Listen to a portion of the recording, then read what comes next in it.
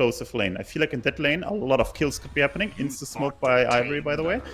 So the top lane, there's going to be some stuff happening. And on the other side, Hoodwink plus Dawnbreaker into SF. Honestly, both side lanes are quite explosive. A lot of brawling is going to go there.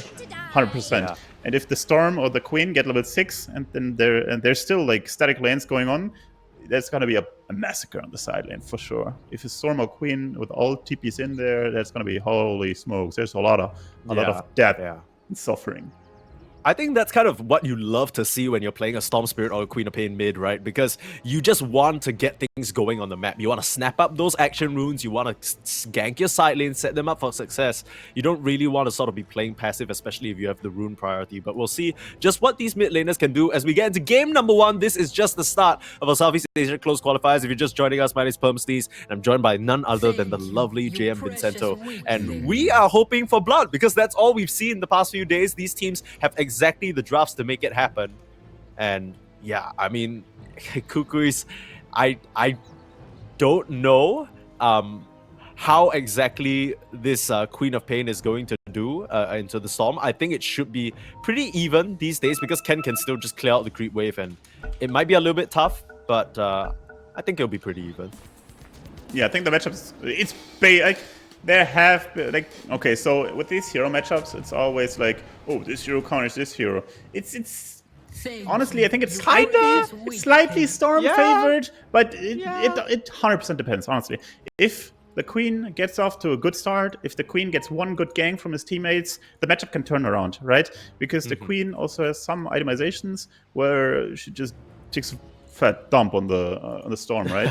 It all depends. It all depends. Usually the lineup, the matchup is good until level 6 for the Queen. Then Storm gets like a little bump, and then it all depends on the item timings, right? Storm, I mean, there have not been that many Orchid builds anymore. I don't think we're going to see an Orchid on him, but maybe he's going to do it, because in the past the Orchid timing was super important in this matchup, right? Both heroes went for Orchid and tried to kill the other guy. That doesn't really happen anymore. Storm goes for Witchblade Kaya nowadays most of the time.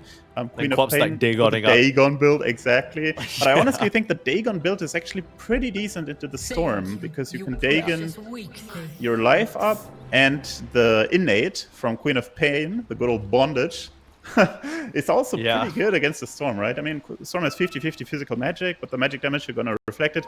It's a weird matchup. Storm, checking out, but he's not finding it.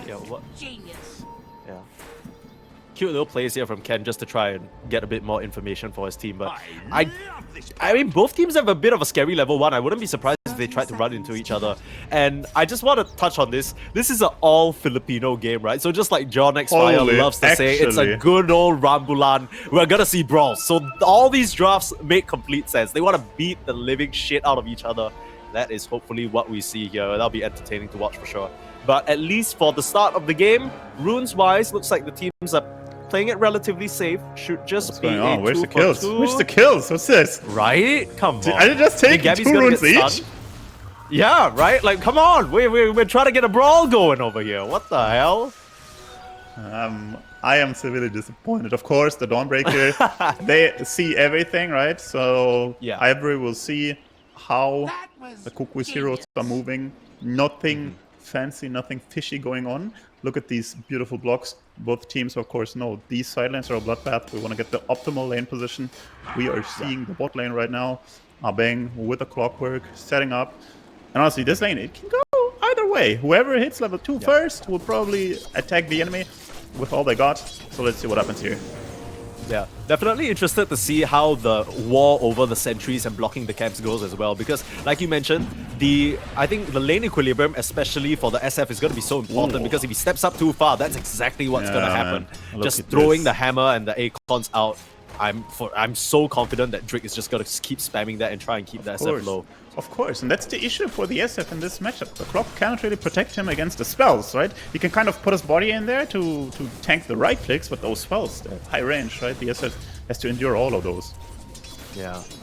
I mean, also, one thing that we didn't mention just yet is if both of these teams are looking to get active, it kind of feels like Ivory might have the advantage a bit earlier on, just because the Dawnbreaker can join the fight from just about anywhere, right? So that's something we have to keep in mind as well. Even if a rotation comes through from your way, even if he uses a Sonic Wave, if Solar Guardian comes in and just bails the heroes out, they have a lot of damage, but they might just be able to turn things Mike, around. there's one thing you can do. What can you do into Dawnbreaker if you don't want to be outnumbered? Kill her, maybe? Yeah, just go to the Dawnbreaker herself, right? She cannot join herself. Oh, top lane. Holy smokes. Uh-oh. There's a lot of viscous goo. They're just getting the goo on them, all sticky, not really the kind of chemicals that you want on your Alchemist, and Gabby is gonna draw first blood for Kukuys. Gooed up, bro. Yeah, yep, that's the bristle. That's the bristle. He goos you up. Even if you're the Elk, you're also the goo man. Bristle is the king of goo. Oh, look at this in mid lane, man. Yoa going with 2 points in the Shadow Strike. She wants to absolutely dominate the lane. But if you look at CS, it's actually kind of fine for Chem. So, yeah, not really paying off that well so far. Yeah. I feel like we rarely see these days because Queen of Pains just tend to go for the screen build. Yeah, exactly. This is a farm-heavy build. Yeah, because, I mean, this is exactly why, right? Even though you're harassing down your opponent, unless you're able to convert that into a kill or really force them out of lane, Ken's still going to be able to farm. And the Storm will still get his levels, still get his items, and then suddenly you're going to be a bit behind efficiency-wise. Yep. Look at this. Beautiful dodging by Yoa, though. And he will probably get most of those last hits. So it's actually a super even matchup. But let's see how they transition, right? It's always, the lane is kind of okay, but 2 points in Shell Strike slow down your post-lane farm, right? And you'll also have less points in the W, so it's kind of awkward, not gonna lie, if you don't stomp. Yeah, Ken is definitely... The thing is, when you look at his HP, you think he's struggling, but this is basically the best case scenario that you could ask for, right? The co-op is going 2 points Shadow Strike. You know this because you're taking so much damage. So you know at some point, you know, even if you bring one rotation or even if you just get back to farm a couple of stacks in the jungle, you're going to be A-okay here and take away towards that item. Are we thinking just kind of the regular build-up for the Storm, just the early Witchblade for some of that additional armor this game? I think so, yeah. I think so. The armor is for value here. Oh, whoa, Ken. Ken? Whoa! Okay, he wanted to go for the kill, but he did not skill his W, like his pull, right? Oh, Yoa dying to the tower. Smart. I mean, this makes the Shadow Strike build worth it. Yeah, of course, man. He outplayed him there for sure. My man Ken. Not woken up yet, I feel like. Oh, got him, Carlos. No supports in the lane. Too early. I think he should be fine. The slow's gonna run out, so Palos just able to walk out.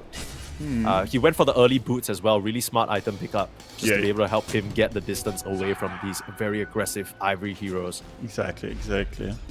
Look at top lane actually, Jabby. Jabby, my man, he's the big boss.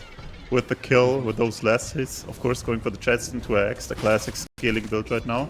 Nasty build, by the way.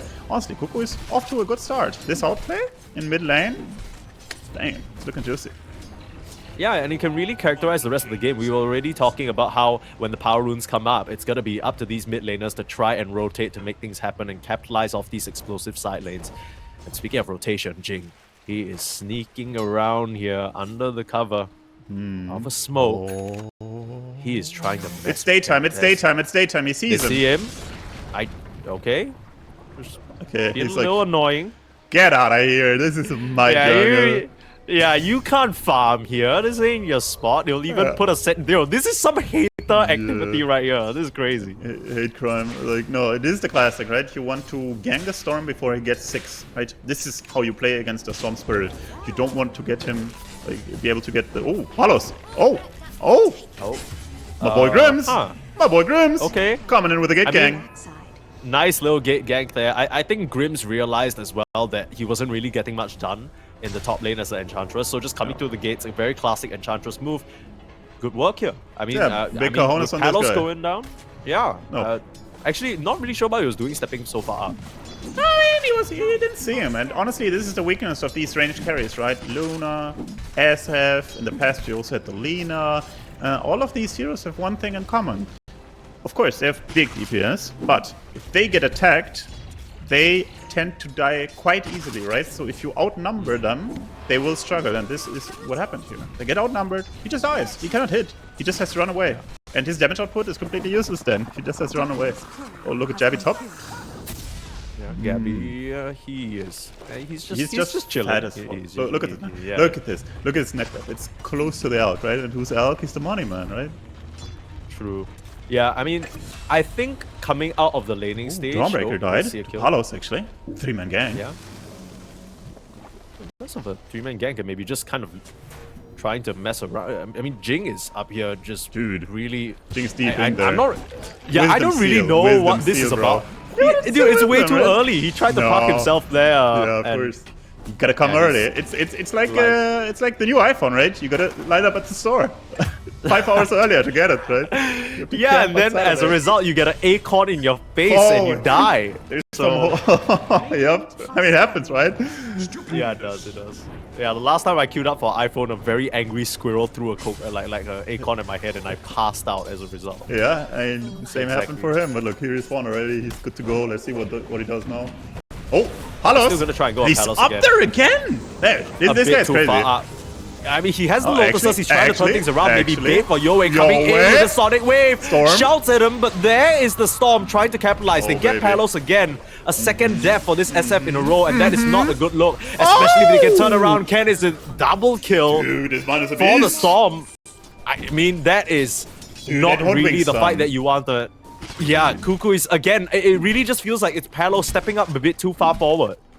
Yeah, look at I don't know. I kind of feel like they're maybe overconfident in this matchup. But these guys are playing crazy. And he's playing bossed up there in there.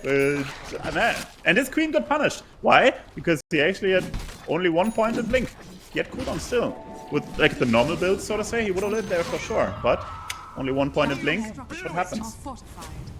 Yeah, and just like that, Ken is back to basically almost even, still suffering a little bit from that first solo kill, of course. But Yoe can't be feeling too happy about that rotation. It was supposed to be a beautiful, picture-perfect setup, right? Screen onto 3 heroes, get a nice little set of, nice little bait from your SF. Ends up with the carry dying, the opponent mid laner getting 2 kills. Yeah. Oh, Jabby, top lane, low stop. Holy rogues, he's spraying. So the thing with the Quap is, she also didn't go for the greedy build. The greedy build is Dagon Rush, no boost, but she actually bought Power Chest, right? Now you'd say, wait, that's completely normal. No. The greedy Queen of Pains right now, they just rush the Dagon and just want to get in there, get that Dagon timing. And this guy will not have it as fast. I mean, he's still Gucci and stuff, but I don't know. I mean, this, what I see right now is this Dawnbreaker is becoming a bit of a problem, right? The lane was really, really good for Rupido, and because of that, past level 6 and just, you know, you talked about how do you deal with a Dawnbreaker? You go there and kill her. And that's what Kukuys tried to do, but it just didn't work out. Now the stack spotted out. Oh, Ken's gonna do some stealing. Oh, baby, unethical. Stealing is illegal. Did no one tell this guy? Oh my god, somebody call the police. This is unfortunate. Robbery. Jing's gonna run up here. He's gonna feed into the Skelly Bros. The Skelly Bros. You literally can't even survive. You're always gonna try and blink to the side to deal with Grims, who split off from Ken. And the Storm Spirit doesn't really have the most mana, but the rest of Ivory are coming in. Sonic Wave just to push them away. No further follow-up because of a nicely placed Cox from Arbang, but yeah, Dawn is Dawn is still watching. Look, Dawn wants to ult in. They want to do 5-man move, 9 minutes. Oh, but he doesn't get one.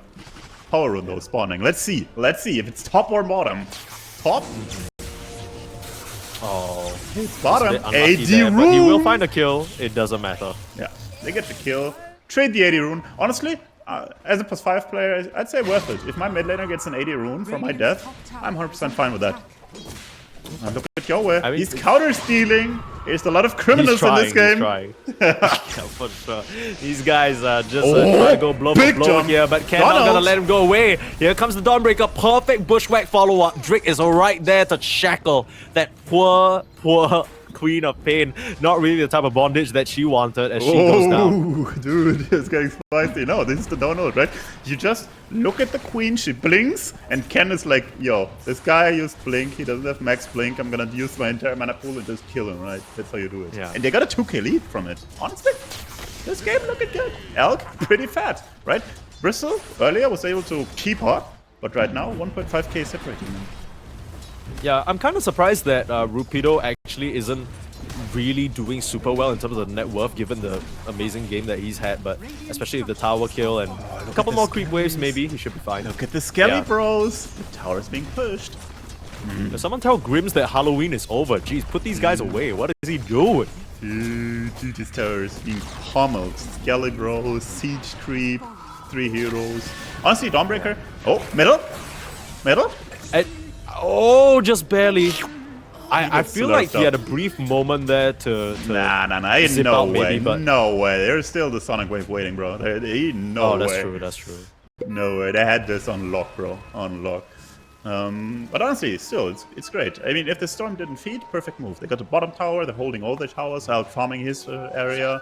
Yeah, the thing with the Dawnbreaker is, and also the Storm, they're doing good moves, but they're not really farming that many creeps, right? That's the classic in Dota. You get some kills, but you don't creep enough, right? And this is how often the favorites win these games. They just play the map more efficiently, they farm the creeps more efficiently. Yeah, speaking of farming the creeps more efficiently, we haven't really talked about Gabby in the past few moments. Sure, he's been aggressed upon by the Alk here and there, but he is also doing pretty well in terms of getting himself towards the Aghanims, and we've seen it before. Once you get that, suddenly a lot of kill potential unlocks for you, and you're able to threaten heroes just by yourself. So we want to keep our eyes on this Bristleback for when he does pick up that Aghanims. What do Kukuys want to do with that power spike? Yeah, they want to attack something significant. Jing in mid lane actually dying again. Man, this Lion, he's back to hell and back and back to hell and back. Like, indeed. Yeah. Look at this mid tower pressure. He's living. He's cosplaying it in real life. Actually, Yeah. He's like keeping thematic. But yeah, I think one thing that I've really been impressed by for Ivory is they've used this Enchantress and the tower pushing capabilities very well. Right? There's not really a lot of good tower hitters on the side of Ivory naturally, but she's bringing the creeps to the lanes. They're putting a lot of pressure in specific places, and just like that, 2 tier 1s down. Yeah, let's go Ivory. The underdog's doing it here, and honestly, they're kind of 50-50ing it up here. Looking good. Hoodwink farming top. They're keeping all the towers. They pushed 2 towers already. Elk will hit his blink plus BKB timing probably. But let's see. Maybe he doesn't even go for BKB here because BKB is not that great. Not gonna lie. SF, his aura pierces BKB. Queen ult also pierces the BKB. Of course, you can remove the Viscous now. You can go in on the Lion. He cannot stun you, but it's not the greatest BKB game. So maybe he might be going for some crazy stuff. Saint Nyasha assault Curas against the physical damage or something. I don't know. Maybe it could happen. We'll see. I mean, for now, Aizen, or rather Gohan, is queuing up that blink and should be able to connect with the rest of his team and be the one initiating some of these moves. I think you kind of like that as the Storm, right? Because a lot of the time, if you're the Storm and you're going in first, you kind of put yourself in a situation. Exactly. But you want to yeah, be the secondary guy. Ken, he's not so scared about it right now. He's still going in balls to the wall, whole mana pool, just to kill Abang. Nicely done. Continuing to collect kills all around the map here, even though the farm is slightly lacking for the Dawnbreaker and Storm. Can't imagine they're too sad about the way their game is going. Nah, it's fine. Look at the Kai, by the way. He didn't go for the Witchblade build, he adapted. He has a Blood Grenade. Big baller play, having the Blood Grenade in the inventory minute 14, but he actually went for Kaya Orchid. That's interesting. And shows that this guy really has a clue about how to itemize, because this is a very peculiar build. Let's go with this move, though. Blink Radiance on Elk. Jing? No, not again. Not again, Jing. No! It's not really the target that you want, so it's a bit unfortunate. But Herd Storm Zip, they're still coming in. They found Palos. No! Not him. Anyone but him. Oh, he needs that space and he needs that farm. He's done well to keep up in terms of net worth, but if they can keep picking him off like this, I don't think it's gonna matter. This is exactly what we saw from the out first pick. As soon as we saw it, we were thinking, okay, maybe Ivory, they should pick a bit of a faster paced draft to amp this guy up, because later down the line, there's so much physical damage coming out from the SF that the Elk might not be able to deal with, but it's not a problem if you don't get there. Exactly. They're just going in there. Like, they give the SF no chance to even use one right click. They just go on him, stun him, kill him. 5 people. This is, dude, this is the slaughterhouse. I like it. These Ivory guys, they're ready to go. Yeah. Still looking for more action though. You gotta imagine that the only real cooldown that they have to worry about is Solar Guardian, and even then, that shouldn't stop them from running around and getting some pickoffs. Exactly. Looks like you were right. The Alchemist is going for Sanjin, Yasha, and Nick. So maybe not skipping the BKB entirely. We don't know that for sure, but at least putting it on hold for now. Exactly. Yeah. It's just there's so many spells. So many heroes piercing that BKB. It's not great. And the Saint Yasha, it's pretty good, not gonna lie. It's a pretty good item right now. I think it's OP right now because it's the only item with a status rest, right? But look at Jabby actually. He just finished his X, but he also needs the shard. But now, with a shard, he will hit his timing. And I think it's time for Kukuys to make a move. You cannot just AFK farm the entire game, boys. Oh, another move. Yeah. I mean, Kukuys, they are the ones making a move, but that move in question is running away from the aggression of Ivory. They are able to take down Rukido, though. That was the start of it. Oh my god! Dude, Drake, baby, from downtown. Dude. What is he, Munzi with the snipe shot? That's crazy. Oh, someone put this man in CS2 right now. Oh, I mean, he Drake, might have peeked around the wrong corner, he's though. He's feeding! Oh, the classic. The classic. Okay. He's still coming off the high of that shot, I'll be honest. That was a very insane sharpshooter, but unfortunately he gets sniped down himself. Dude, classic very cool set of plays here from Ivory. I mean, I will say that Kukuys, they started that move out pretty well, right? They brought Jing as well as Yoei to get the kill onto the Rukido Dawnbreaker, which is what we were calling for the whole time, right? You want to go to the Dawnbreaker, Bomberman, kill Bomberman, charging it up. Self-stun. They're trying. It's a bit awkward though. The Elf's gonna stun himself. Ken is tipping out. And they have vision of this, like... Yeah, Kukuys knows exactly what's going on, but the Orchid reveal, Ken will just be able to kill the Lion. That's probably what that Orchid pickup was about. And they will find a second support. So Ivory really coming alive here. Man, I love it. And now we talked about this early game, right?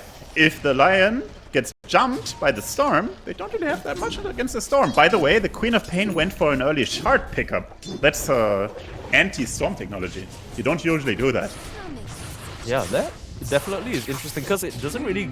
I mean, goes without saying that the shard doesn't give you any stats whatsoever. No. So the amount of burst that's coming out from Ivory can still easily take you out if you're not careful, especially if the silence coming out from the Storm now. So exactly. It has to be really, really cautious your way.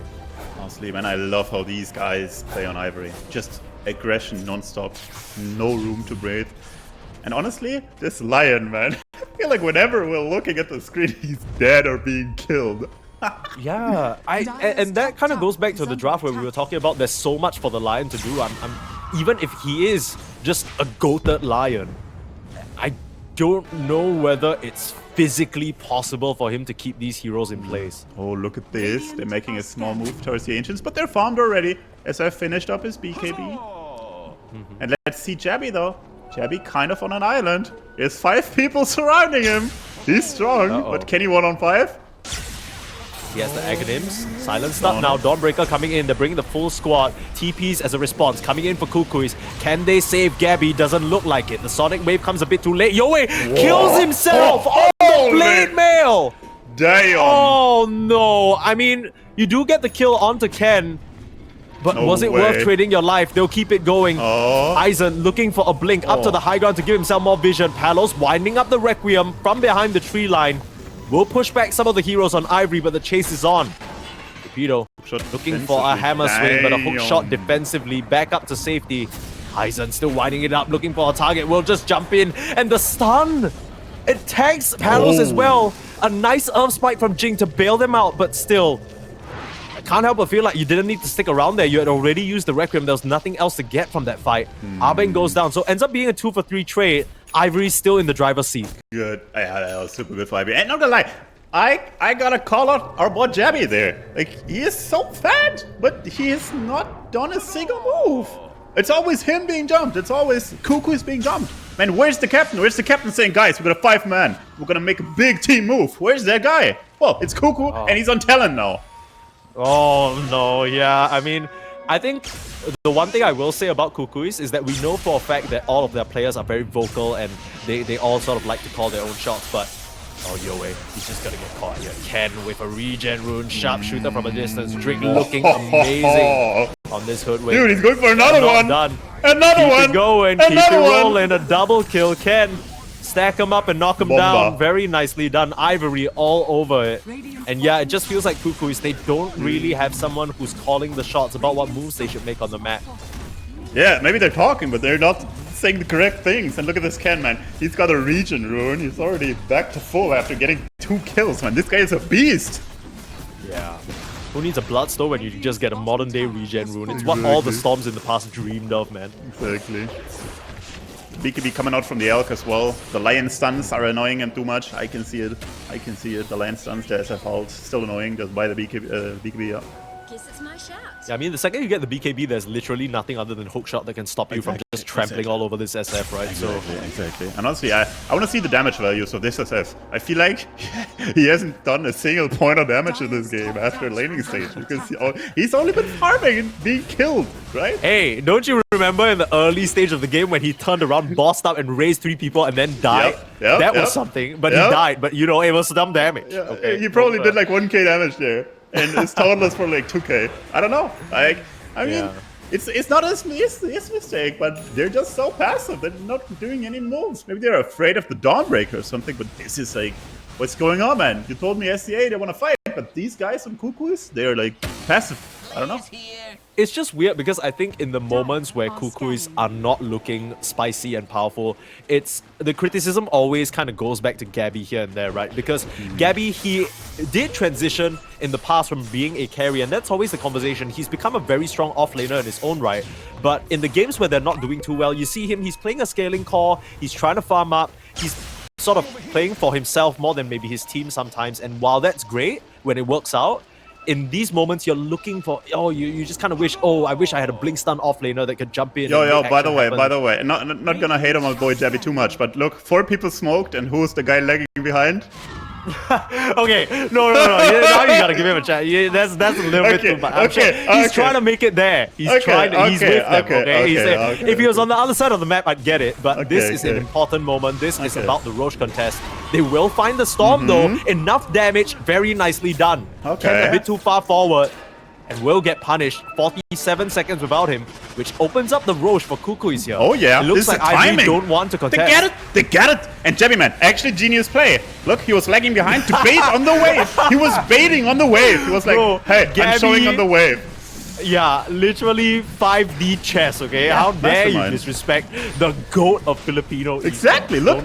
Oh, they actually want to contest, but it's too late. It's too late. Yeah, that's a bit weird because as soon as the Storm dies, they're all backing up and stuff. It kind of feels a bit undecided, which is a rare moment for Ivory, given how singular they've been in the decision-making so far.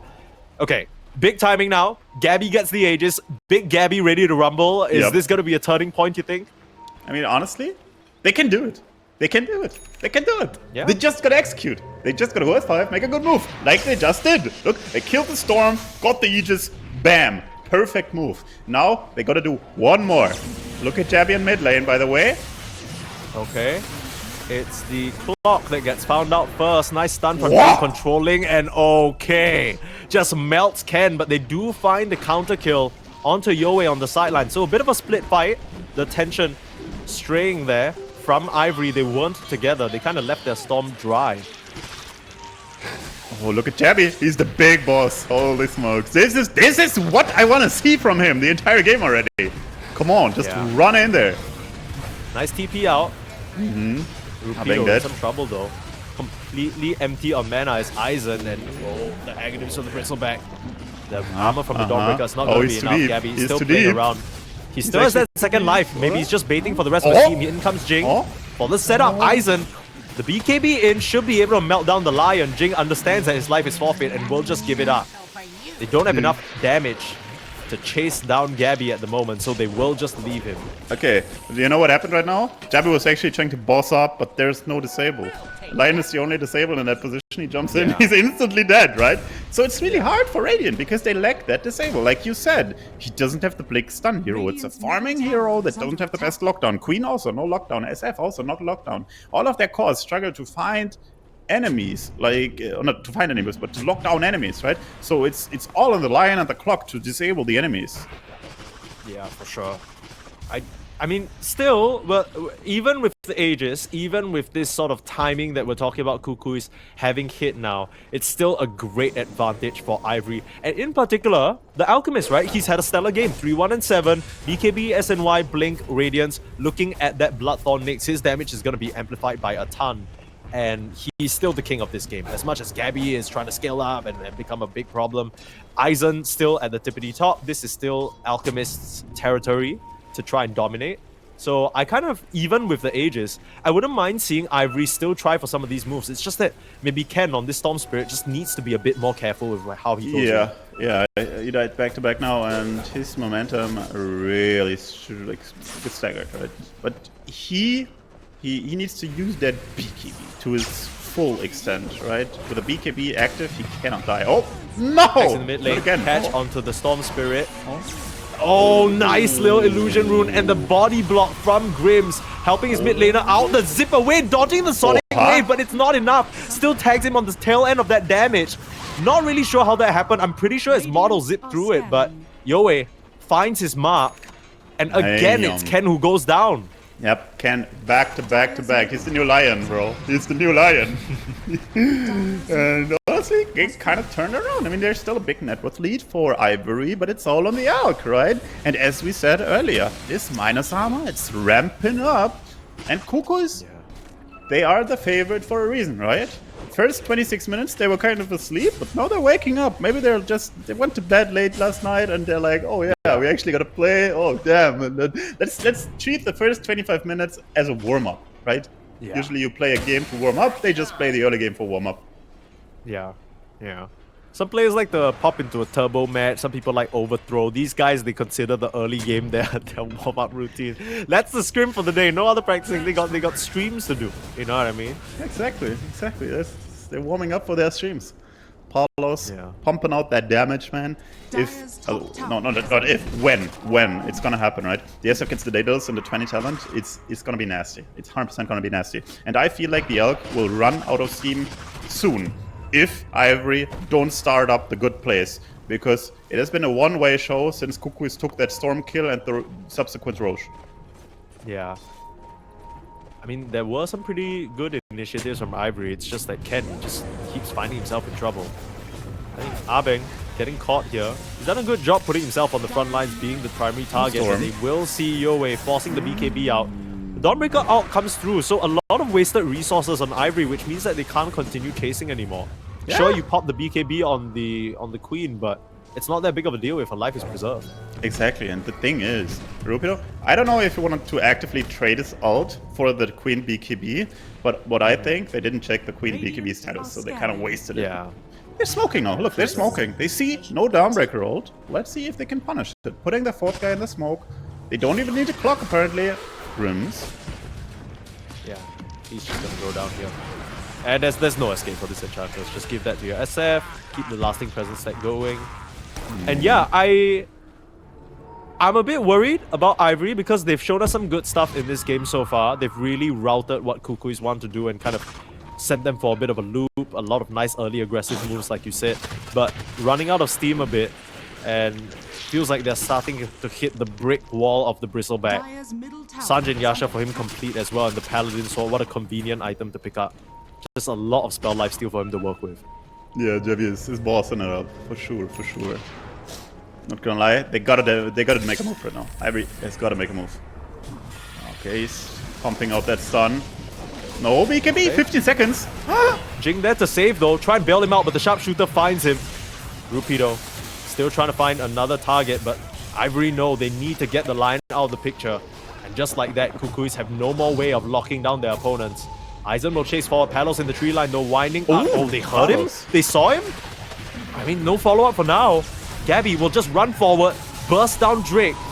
Gabby, too much of a problem right now. The BKB is to counter, but too much physical damage. She's just doing it. Gabby is doing it. The Bloodstone, man. I mean, you don't need any lockdown if your opponent's just gonna run into you. The Bloodstone providing him basically a full heal with the Paladin Sword.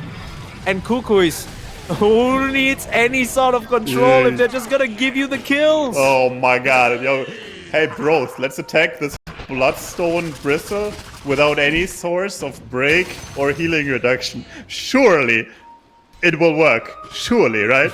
No way this doesn't work. I mean, the fact that Drake dies as well means that your break on the Bristleback is not a factor from the Sharpshooter. So the one sort of quote-unquote counter that you had in the draft no longer existed. And now Gabby is the big boss of this game. This is what he was scaling up for the entire time. This is what they were waiting for. And Kukuys is finally able to enable their offlaner. Exactly. And I'm not gonna lie, look at our boy Ken. We were talking him up, glazing him up. He was glazed like a donut, but look where he's now. Bottom of the pack.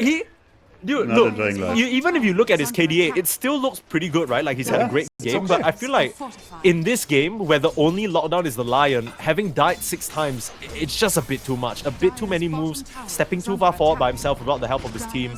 No saves on their side as well, and Ivory, they kind of gave up the lead. The fact that the Alchemist is only 2k gold ahead now of his opponent roster is kind of concerning. Yeah, it's totally concerning. It's just, they lost all their seam. They weren't able to capitalize on their advantages. They lost out the Roche. And if you have an 8k lead with an Elk timing and you're not able to get that Roche, there's something severely wrong in your gameplay. Not gonna lie.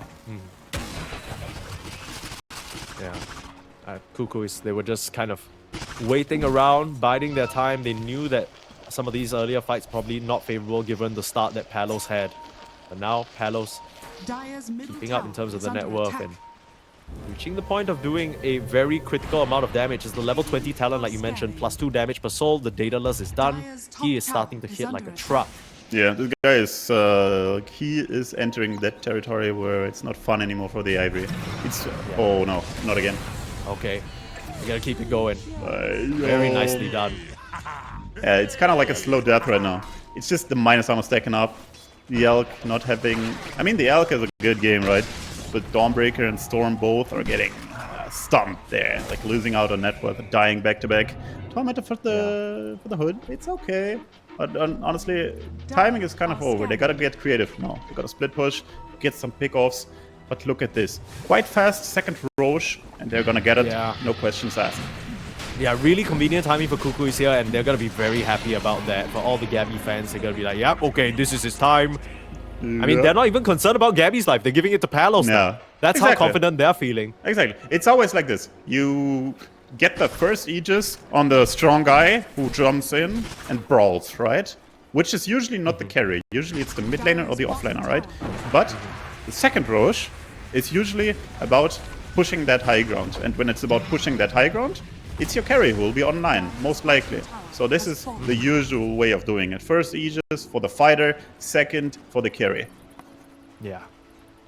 And this game feels like it is just not really in Ivory's wheelhouse anymore, right? Like you said, they need to try and get creative, maybe some sort of smoke wraparound move, and even then, it just feels like Kukuys, they bided their time, they were just playing a little bit patient, and just like that, suddenly you got an AC on the Bristleback, all these items coming together, starting to work out for them here. Kukuys looking really, really good in this mid to late game. Yeah, they're smoking up, attacking, connecting to the Queen of Pain.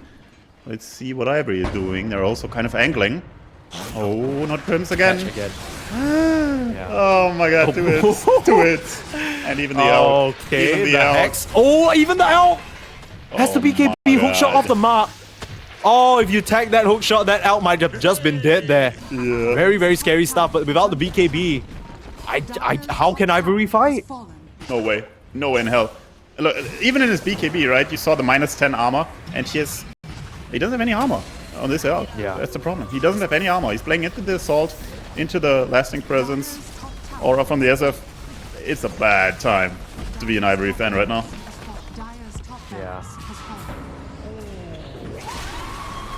Oh. Is it in the mid? Okay. Oh, what are you doing there? Wonderful catch by Jing and Yoe. And that should be the end of the game. I mean, the towers haven't fallen just yet, but with all your out for 75, it's going to take some sort of a miracle for Ken to pull this off. And I feel like Ken hasn't pulled anything off in the past 10 minutes. Oh, damn, Mike. Come on, bro. Come on, bro. I mean, I'm just saying. Look, okay, sorry. But look, Ken did well in the early game, okay? Oh, no, and now Ken's going to try his best. Go on, Gabby. They're silencing the Bristleback, but he's just healing with the Bloodstone. Again, no healing reduction. Gabby, he might go down to the last impetus, but it comes at a cost. Buyback on the Dawnbreaker, forced out. Rupido just got Quill Sprayed down and auto attack. Palos still has that second life and the BKB in the back pocket. And he's stacking up the repel, lasting actually. presence. He's stacking up the lasting presence. Okay. 6 minus somewhere. Oh. Holy smokes. He got the Wisdom Rune on Storm, that's good. Oh. No, Palos is fine. He still has a bunch of stuff. You still got the Aegis, right?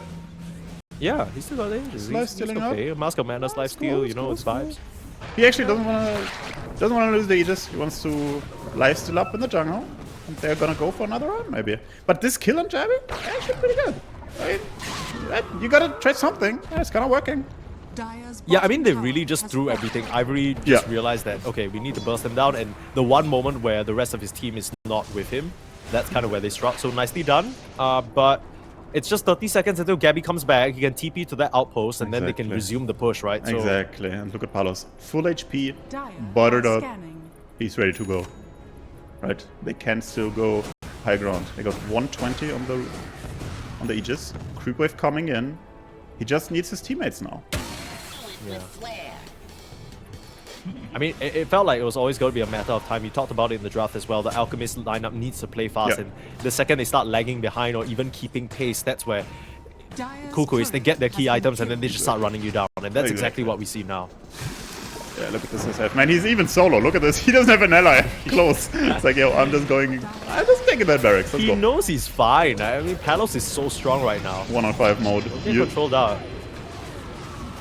Oh, might just lose the life. I think at this point he just wants to, right? He has a BKB. He has a BKB. Up anyway. He can BKB, get the megas, and get out if he wants to.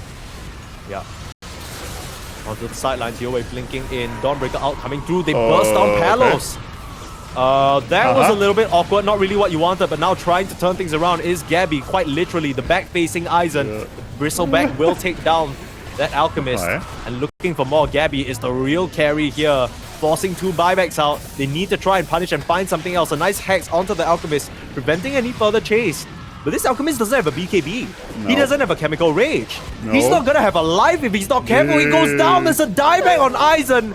Chasing far too deep, and Gabby will punish. This, I'm the real carry now. Don't worry about Palos. He might have the Aegis, but he ain't a big bad Bristleback. Bloodstone in, Quills out, and all aggression. His teammates might have died, and he's right here. He's a big problem. 1-on-9 mode. No one can deal with him at the moment. Still life stealing the nice BKB delivery.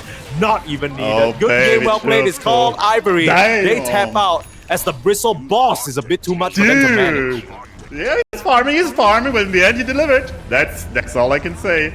This one, I mean, in the end, right, the SF was like, yo, Jabby, you want to be the carry? Okay, I'm gonna D like this, I'm gonna die like this, and you have to carry it. And he actually carried it. Yeah. I mean, from the start, I think Palona Beastmaster combo is just gonna start rolling over people in the early mid game. It all depends on the lane, right? Beastmaster is kind of similar to Bristleback if he goes for the Aghanim's build, but he can also go for the Dominator build, right? This is the one big thing we have to look at. Is it going to be an Axe game or an Overlord game, right? If he goes for the Axe, Gabby's not going to go for the Axe, please. He's probably going to go for the Axe, right? He's going for the Axe, right? Yeah, he's a farmer. What do you mean? Okay. Oh, there's some XDs being dropped. Oh. Distract them with the all chat, get them with the first blood. Oh, wow. What up? Who are they attacking? No. Oh, they couldn't decide. They couldn't decide. Is there some dewards going on? Yeah, easy deward at least. At least some XP. They got something out of that. That's okay. Man, that wasn't too bad. It's such a dirty move though. You're smoking, and then when it's like the moment you think it's gonna break, you ult chat, right? That's such a big move. Yeah. Like you ult chat and they're like distracted. Everything included in the client is a feature for you to use for your competitive advantage, right? You gotta really, if it's the sprays, the voice lines, just whatever you can do to get the edge. Man, honestly, I feel like what would happen if you legit write a wall of text and then paste it into the chat? It's like blocking half the screen, and you're like dropping it. You would probably get some sort of warning from the in-game admin, I'd imagine. It's like, I mean, if it's like one small word, okay, but imagine it's literally a wall of text, like blocking the entire chat, and like you just copy paste the entire B movie script in there, and it's like you trying to right click your opponent's hero, but there's like bury the B's lines in there or something like that. As we get off to game number 2. Let's see though. Look, let's see. Yeah, I think this. You know, you pick a Storm back up, you know that you don't have the priority, you know that you're always going to counter it with the Queen of Pain again, because he has no reason not to. I think Ken has a plan. I want to see sort of Ken, you know, first and foremost, not get solo kill, and secondly, you know, do some cool stuff here. Yeah, I'm ready to let him cook. Let's see. Also, let's see how Yoel builds now. Last time he did the Shadow Strike. Worked out rather well for him. He got the solo kill. But maybe he's like, it wasn't that great. It was just good because I got the solo kill. So let's see what happens now. On top lane, Jack, man, this guy is already low HP as hell. Holy smokes, what happened there? I mean, same thing for the other Ivory support, right? The side lanes wise, they're doing a good job on Kukuys bullying out these supports. Drake running out of HP, Grims as well. I think that's kind of one of the painful parts about dealing with a Skyref mage in lane. It's just so easy for him to harass you from afar. Yeah. Nice cogs though. Oh, Jing? Okay. We missed it completely, but basically what happened is that Grims caught him with a very nice cogs. And it looks like Gabby might be going down as well. The body blocks. Grims! Oh, baby. What a perfect set of plays from this Clockwork. He just timed it out. What a chat, man. Look at this double kill for the Terrorblade Eisen. Not gonna lie, or Gohan, my man. Last game on the Orc, popping off again, top lane. Another kill, this time in the other way around. Holy smokes. Grims denying himself to neutrals, the good old move. We're not seeing it that much anymore, but still, sometimes you gotta do what you gotta do. Courier going down. No item. He times it out. So cool part from Grims is that he makes his way to the Ancients on the right side of the map, like where the Wisdom Rune is, and he puts down a very annoying ward as well, just to block the stacks from coming out. Because Beastmaster, if his lane isn't going well, even if his lane is going well, you always want to retreat back to the triangle and farm those Ancient creeps to really accelerate your own game. That's not going to be an option for Kukuys for a little while. Exactly. But let's see what Kuku does. Sorry, not Kuku. Gabby does, right? Because he can go for the Axe build and then go for the heavy Ancient farming. But if he doesn't go for the Axe build, if he goes for the Boar build, Ancients are not that high value. But look at this, actually. Jing already there trying to deward the sentry. And this makes it clear, right? He will go the Axe build. No boars on him. He will go Axe. He will farm those stacks. This is the Gabby we know and love. You already said, like, oh, never mind. The boar is there. Okay, let's see. I mean, you can farm Ancients with the boar build. You can just go some value points. Let's see what happens. Top lane is Rupido, man. Damn, constant aggression. CS-wise, across the board, it's really just the Beastmaster who's struggling a little bit, actually. Gabby is not really farming as much as he would like. But still, nothing crazy in terms of someone getting snuffed out of lane. I think this time round, the lanes, at least for me, a bit more quiet on the Ivory side. I think that Clockwork, nice little bit of aggression is a one-off. I don't think that's going to happen again. Jing's not going to find himself under the tower. But yeah, it's a lot more quiet this early game. So what kind of are we expecting in terms of the Kukuys lineup? I guess timings-wise for both lineups, what kind of are we hoping for to see in the next maybe 5-10 minutes? Probably farming. I mean, Gabby is gonna go with the Axe build. He's gonna max the Axes and just hit those stacks. And I mean, the Axe is gonna come out at 12 to 15. I mean, this game is not that great for him, so probably around 15 more. He's another kill on Jing, man. This guy is just slaughtering chickens. What the hell is going on? Okay, look. The only way that Grims makes that happen is if he walks up to Jing. Kind of, yes. Jing has 345 movement speed. Yes. Grims has 310. Yes. You press W on your Skyref mage, and he's slowed. It should happen, right? I'm not really sure how Grims is finding these angles, but he's being very sneaky with it, and all props to him. This is excellent Clockwork play. You're not only giving your Terrorblade a free lane, it's like he is getting kills as well. So that's just 3-0 on Terrorblade now. I was like, maybe start Windlace. No, this guy, no Windlace, no boots, just casual jumping him without any movement speed. And Sky even just has a Windlace. Even has a Windlace. Like Grims is all naturaling, just using the power of his own 2 feet, stepping up to the plate and getting it done. Very nicely done. Look at this, my Grims. Like, he's angling all the time. Like, I already saw that another kill in front of me. Like, damn, he's angling well. Look at this, man. He's a sneaky mofo. Look at this. He's like, damn, I want to kill this guy again. Oh, circling around. Oh my goodness! Wait, you're kidding? No, sir. He puts the wall down so he can. Dude, he's coming. This guy is a shooter. This guy is a shooter. TPN. Dun dun dun dun dun dun. It's the jaws of Grims ready to come bite you with the calls. Can they slow him up enough? Gabby gets caught. And Gabby might not go down yet. The Kong's damage is not enough. The rotation in through the Tune Gates. Abeng is here. They want to punish this pesky Clockwork. They don't have the damage for it. He still has a Lotus, still has a Salve. They'll be fine. Just an all-out brawl here with no casualties for now. Okay. Oh no, they're angling again. Gabby! Oh, Grims. Gabby! Grims, he just can't stop wrapping around Gabby. No! Oh, another TP from the Queen, actually. Okay, well, Grims is gonna go down now for sure. Yeah, for sure, man. There's no way he gets away with that. But the shooter gets shot. This Clockwork is just always trying. It's so cool to see. All gas, no brakes on this guy. Gabby is crying already. He's like, guys, this Clockwork is always on me. And it's like, okay, we got you. Bringing 4 heroes to just protect your base master. And I mean, the Luna is fine, right? And the Queen of Pain is also fine. Mid lane going kind of 50-50. Slight advantage for the Queen, but look at this action. You see? Drick going in there. Nope. Nothing happening. I was like, oh, maybe a move? No move. Storm just going to the jungle. XP runes just being split.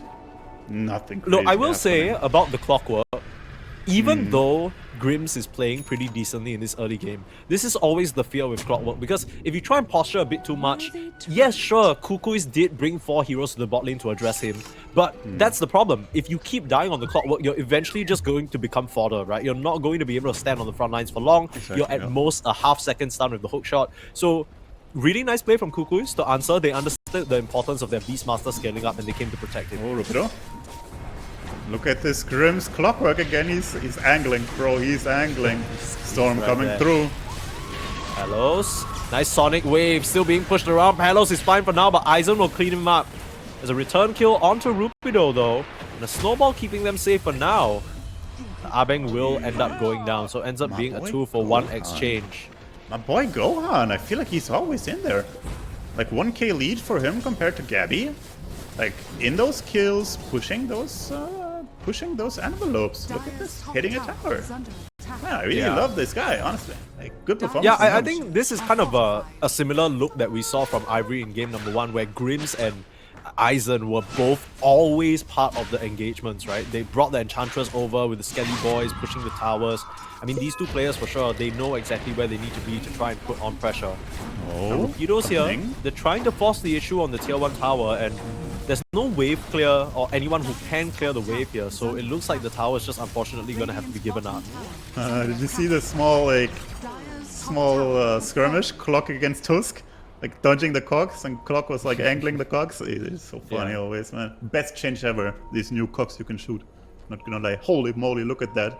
That's a big stack. Holy smokes. He's about to make it even bigger. Yeah, Gabby's gonna be real happy about that. Yep. Going with the Treads and the Axe build, of course. Why did I ever doubt him going with the Axe build? Yeah, I don't know. You were like, maybe he goes Helm of Dominate. I'm like, no. What do you do? You know who you're watching right now? This guy's gonna farm with a capital F. Like, but man, he's actually loaded. I mean, his net worth right now is not that big, but if he farms those stacks, when he farms those stacks, he's gonna be right up there with the Terrorblade. Yeah, he's about to cash out, I'll tell you that much. Yeah, bro, he invested all his savings, so now he's like taking them out. Look at this. A little bit of aggression onto Stray Tusk in the river. Nice little kill. Drake gets last hit, but not Ken, unfortunately. But still, that's some galvanized stacks. Galvanize it up, boys. Yo, we're on mid lane. Same build as last game, 2-1-4. Power Treads into Dagon. Didn't adjust on that end. No solo kill this time though, which is, I mean, kind of important for Ken because he's doing pretty well for himself. 1-0 and 2, keeping up in terms of the farm. Yep. And yeah, overall, kind of a repeat of last game, right? It's quite a repeat of last game. And look at this beast, holy smokes. He only took the right stack, but he's already up to 5k. This is the big difference, right? Ivory, yes, they dominated the lanes. Yes, they took the tower on top, but they didn't have any ancient stacks on their team, right? And this is the big thing. You can dominate the lanes all you want. If the Beastmaster has these kind of stacks, he will come back. Yeah, same literally carbon copy of the previous game, where I think to be fair, Kukuys were struggling a little bit more in the previous game, but Gabby just goes back, farms the stacks, they bite their timing. Sure, they're losing towers, it's early aggression and early push from Ivory, but if you're not keeping up in terms of net worth, I'm not really sure how much it matters. And Storm Spirit, he's found some kills on the map, like we said, trying to get galvanized, but it's not like he's farming up a Storm, it's not like he's kind of keeping up. It's the Terrorblade who really looks good, and we'll have to see what Aizen can get done this game. Yeah, this is so funny. This feels like the Beastmaster and the Terrorblade matchup, right? Both of those top dogs up there. Luna is kind of like the secondary carry for Kukuys. It really seems like this, not gonna lie. Yeah, the X is gonna come out. Let's see if they smoke up with it, the Kukuys, right? Or if he wants to farm the Blink again. Let's see what happens. Look, this guy 800 gold missing till X. He wants to farm that. And then it's big go time for this. Meanwhile, Ivory smoking up 3 amigos. It's the Storm Spirit. Who are they attacking? They are attacking on bot lane. They're not gonna find Kukuy. Oh, is it Jing? Is it Queen? Oh, they get out. Hook shot. They wanna fight. Oh, they counter smoke. Hook shot. Oh. Okay, well, Grims is gonna pay for that one. Yeah, Grims is just dead, and the Cogs present such a difficult fight for the side of Ivory. Still will be able to sneak in there, grab the Tusk as a response. Power rune. That's honestly so anticlimactic. I thought it was going to be a much bigger fight, but both supports just kind of run into each other, both die, and it's the most nothing thing ever. Exactly. Look at Kandor. Oh, he insta-pops the Arcane Rune. They are attacking the Luna. Oh my god. Underlord. That's all his mana though. They're going to try and pop the Eclipse to turn things around, but Palos, no hope of getting out of this one. Nice little Underlord ultimate, but they will scream the Terrorblade. Can he get a Sunder? Oh! He sundered his own man. Grims. Okay, now your way. He's gonna go down. By the way, it just dawned on me. Dawn was banned. Who do they pick up for Rupido? Of course, Underlord, it's who the can other connect guy. Anywhere on the map. Exactly. Guy, bro, if it's game 3, Underlord Dawn banned, they're gonna pick offlane NP. Yeah, that's what I was thinking. But yeah, super cool. Very, very small, minute plays I want to point out there from Aizen. He pops that Royal Jelly at the start when he starts to get pressure, and that regen actually ties him through to get that Sunder. Very clutch plays from the Terrorblade. And you can't even blame Kukuys for going for that move because it looked like a sure kill in their eyes. Good combination of spells, but just the narrowest of margins. Ivory. Ivy is you. Ivory is this team. But yeah, they are able to just continue this advantage. And gold-wise, it's not looking amazing for them yet. But they are still keeping up in this game and they can continue to put pressure on. Yeah, this is just the thing, right? You are getting the kills, but what's Gabby getting? He's getting the ancient kills, and you know what's more important for him personally. Yeah. Nice little hook shot. Jumping in onto Jing. The magic damage. Heals from the Pugna not going to be enough. Skyraf able to take down his AWP. He sent the shooters, got his AWP. But the tower's also gonna fall. Unless they really want to bring everyone, which I don't think they should. Right? Yeah, I mean, they do have Eclipse coming back up in around 3 seconds, but the Luna's not really ready to fight yet, right? She's still working on her Manta. You know, your Queen of Pain still, I think, waiting for her Dagon to fly out to her, so... Exactly. But now, the key timing for both teams is gonna come in the next 2 minutes. Rupido finishing up that pipe. Gabby finishing up that Aghanim's plus Blink. Dagon coming up for the Queen of Pain. Storm has a regen rune right now. Meta is expiring though, right? So what Ivory want to do is at least wait for another 90 seconds till they go. So the Terrorblade is up there. And the Kukuys, they probably want to wait for the Blink Dagger on Gabby, right? So we probably got like 1 minute till both teams are looking to fight. Yeah, it's also useful that, you know, the side of Kukuys want to wait because they want to wait for that nighttime so the Luna Blessing damage actually is a bit of a factor.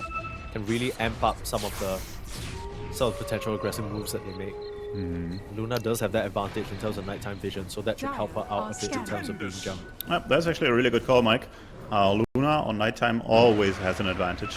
Especially if there's no observers down, right? If it's a scrappy fight and the supports cannot put the observers down, it's gonna be the Luna with her increased night vision that just gets that advantage. They're on the move there, top lane, smoke out. This is the duo that we talked about, just an easy raw Mystic Flare to get it done. Oh no, this is how it starts, right? Game looking good for Ivory. Then the kill on Ken into Snowball. Well, let's see if it happens. Let's see if it happens. It's the early mid-game Ken kill that always turns things around for them. The last time these two teams faced off, though, they were able to force a game 3. Ivory, though, they're gonna have to try and make some moves soon. Might start here with a hook shot. Onto 2, Rapido there with the follow-up. The question is, do they have damage? This Palos Luna is just walking away. Whoops. Oh. Yeah. Okay. My boy, Ambang. It's not that easy to execute. Okay. That happens, right? There's like the trick, right? You walk straight and then you shard yourself. But hold that thought. Oh, full rotation up to top lane to punish Gabby. Nice use of the Fiend's Gate there. Oh boy, he ain't no bristle. But look at this! Ivory going for the Roche themselves now. They learned. Okay. They learned a lot from game 1. They're like, guys, we are in the driver's seat. Let's just take the Roche ourselves. Yeah. Kind of a smart move because, you know, when the task initially trapped himself, I saw Aizen pop the Metamorphosis, and I'm like, okay, I mean, I get it, but like, what else are you gonna do with it? But these sequence plays, it was very clear that this is what they were looking for from the start. So, like this move from Ivory, Kukuys, again, it doesn't really feel like this should impact their trajectory too much though. They will still try and push the side lanes, maybe with the Beastmaster Blink and the Queen of Pain, just try and hold until this Aegis is done. Exactly. And the pattern is the same in this game, right? It's Gohan, Aizen, our boy, he's numero uno, but the next 3 cores are all from Kuku's side. So it's really a clash of style, right? Kuku is playing heavy, triple scaling core, while Ivory, they're really putting all their eggs in the Gohan basket, right? Storm and Underlord both playing more of a, I wouldn't say a sacrificial role, but they're not quite up there. It's been, honestly, game number 1, I don't want to dismiss the great performance that he had in the early game, but I think ever since his death in game number 1, it's been a bit more quiet for Ken. We haven't really seen the Storm make as many insane moves. Sure, there were a couple of engagements where the Fiend's Gate comes in and he gets a pick off and whatnot, but that's true. Haven't really felt as no, it's true. Impactful. It's true. He's got the Aegis now. He finished up the Orchid. Interesting though. Actually, he wanted to buy the Witchblade. He had it in a quick buy, but actually he decided to buy the Orchid once again. Maybe because he got the Aegis. He's got the Illusion Rune now as well. That's super good, man. This Illusion is juicy as hell, bro. This is like a BKB into the sky. Yeah, basically. It's like a BKB. Let's see it's though, like what we happens said here. In the draft, where basically the Storm is going to be forced into an early BKB. Or you don't buy Yules on Storm anymore. That just feels so awful. It is awful.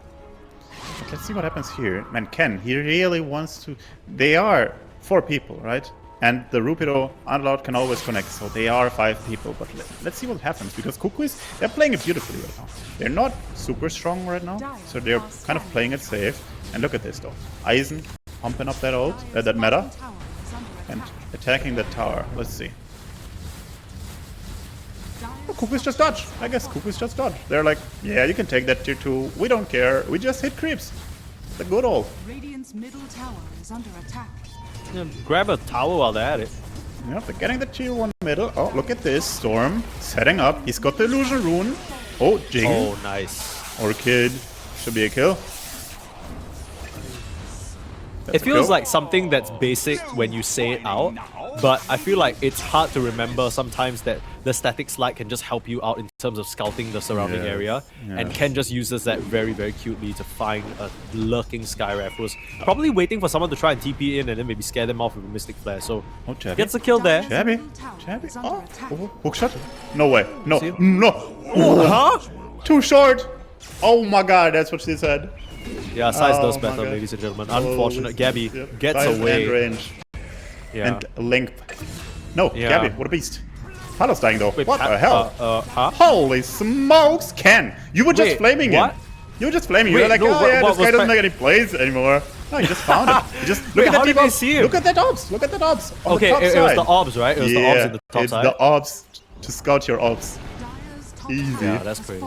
Yeah, good ops. All right, stealing this from my own games. That is a crazy ops location. Yeah, of course, bro. Of course. I mean, this is always the spot where the enemies are farming when they're behind, right? Or not behind, but like passive, like waiting for their timing, right?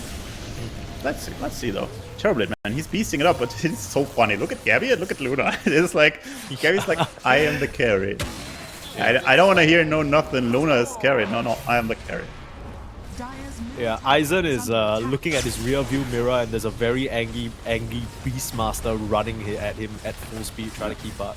He's got the beast. He's got the BKB as well, right? This is the timing he wants to go for. Hex, blink, BKB. They're smoking up. They don't care about Luna timings, right? Normally it's you wanna smoke with your carry timing. No. They smoke with Gabby's timing. He's the boss making the calls. Oh, look at this. Yeah. They're splitting. They're splitting actually. Underlord. Oh. Pugna. Wisdom rune. No, he can't snatch it. It's a lot of damage though. Tormentor. Yeah, this is awkward. They'll force the BKB on Gabby. This is such a weird spot. Ken going in the hook shot. Nice hook shot. Wow. Okay, that's something. The snowball trying to get them back to safety. The Cogs will actually end up blocking the rest of Ivory from continuing to chase, and Gabby will get bailed out. But it comes at the cost, right? Ivory, they basically give both their supports for this Tormentor and that kill. And it's really just on the task, so I don't really know if it's worth it. They're gonna have to wait a bit more for their supports to come back now. Getting that shard in there is good for sure. He's got the jetpack right now, and honestly, that hook shot was pretty sweet.